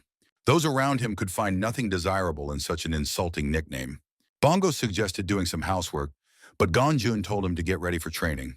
He expressed his excitement about the long-awaited training session starting the next day. The young man vowed to put all his energy into training, but Gonjun pointed to another instructor. The man said that Ariel would be conducting the special training, not him. Gonjun promised to resurrect him in case of death, which raised a logical question. Bongu did not understand why death was even being discussed during the training process. The man explained that sometimes such things happen and offered to become a headless horseman. The guy anxiously asked why they wanted to turn him into such a sinister creature. Ariel stated frankly that all ugly creatures become duhahans after resurrection. Bongo did not yet realize all the consequences of possible death during training. An hour later, his sister returned from the store with the main character's little princess. Seoul happily announced that she had been waiting for Kang Jun to come home for a long time. The dog noted that the immortal completely lost his composure at the sight of the little girl, showing paternal tenderness. The man wondered with surprise if this cute child was really his daughter. He asked the princess affectionately how she had spent her day, but she did not answer a single question and immediately suggested that her father play Club Know-It-All and a bunch of other games that the main character did not particularly like. The scene changed. There were only 60 days left before the exam to increase his hunting rank. Bong politely greeted the elder Dolso and asked about the quality of his sleep. The vampire asked him to speak more quietly, as the princess had not yet woken up and coughed. He mentioned that he had heard about the start of special training under the guidance of Ariel. Bong confirmed this information, although he sounded somewhat uncertain and confused. Dolso assured him of the high effectiveness of the court minister's training methods. He added that, for a start, it might be much better and more effective than training with the master himself. An image of the girl he once wanted to protect at all costs came to Bong's mind. The demon began to talk about the harsh ANLK's empire, where only the strongest survived. He emphasized the outstanding achievement of Ariel, who had taken the post of minister in such a world. Most people couldn't last more than a few moves in a fight against the female minister. Bong expressed his understanding, but still preferred to train under his brother's guidance. He also admired the Lord's wise and timely decision to change coaches. He explained that among the soldiers trained by the Lord, there was not a single casualty. Bong wondered if these words meant softness and leniency in training. The young man suggested that his brother showed unexpected kindness to his subordinates. The demon grimly reported that all of them had died during training, leaving no survivors. Ariel politely interrupted their conversation, reminding them that it was almost time for training. She asked the old man to take her student away. Then Ariel sharply ordered Bong to stop idling and immediately begin training. Dolso suddenly remembered an important omission that he had forgotten to mention earlier. He reported that the mortality rate among Ariel's soldiers had reached 50%. The demon added that even in the event of death, his master would resurrect him as an undead. He considered this prospect quite acceptable and not particularly worrisome. Training began on the slope of Mount Quanok, which was closed to visitors because of the gate. Ariel announced the start of combat training in the Baku style, which would last until sunset. She explained that this style involved physical contact with striking. Bong timidly reminded her of his specialization in magic, not hand-to-hand combat. The woman threatened instant death for any further objections without permission. She announced that magical training with mana would only be conducted at night. The guy doubted his abilities, deciding that she was greatly overestimating his capabilities. Were they going to beat each other up all day and then train magic all night? Ariel noted that the day was long enough for training. Bong expressed surprise, but she promised that by sunset he would understand everything himself. The woman gave the command to begin hand-to-hand combat training without further delay. The guy tried to clarify the details of the training and the intentions with which he should attack. Ariel clearly stated that he must attack with the intention of killing his opponent. The guy considered such instructions too sudden and overly harsh for a start. Ariel warned that a lack of seriousness would be punished by death, according to the laws of war. He responded with a decisive agreement, after which she told him to consider her an enemy on the battlefield. The young man timidly attacked with apologies, but she pointed out the futility of apologizing to the enemy. He struck. Not just one, but a huge number of blows. But none of them could hit the agile and nimble mentor. The guy was shocked and noticed a flash in front of him. It turned out to be a counterattack from Ariel, which instantly destroyed the young man's face. The cows watched the fight with surprise as they chewed grass. The woman mockingly praised him, comparing him to a calf, who had finally gotten to his feet, or at least was about to do so. She told him to get up and continue the fight, approvingly assessing his efforts. And the guy really tried to stand on his own 2 feet, mooing like a cow, but even a calf doesn't get it right the first time. He fell, and right after him, our private Bong collapsed on the floor like a sack of flour. The girl looked at him, not understanding what was happening to this guy. And that's how Ariel calmly noted his first complete knockout during training. At the same time, somewhere else, a child's voice called out to her father. It was Sul, even in her sleep, begging her father to play with her. Gigi desperately begged her to stop. Let's go back to the training ground. Lying on the ground, Bongo realized with horror that this was already the 26th round of grueling training. He came to the conclusion that what was happening was more like torture than training. The guy thought about losing consciousness again forever, and thus avoiding the torment. But Ariel used the magic of death and life water, which could heal and resurrect bodies.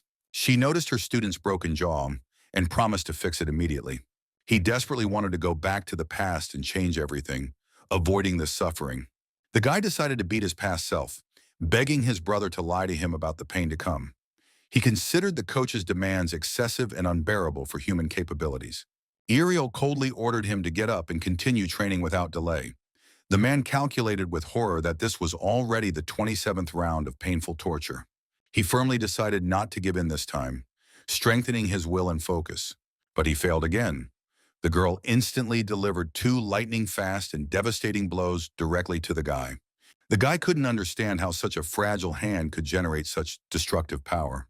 His perception of the blow was comparable to being hit all over his body with a massive blunt weapon.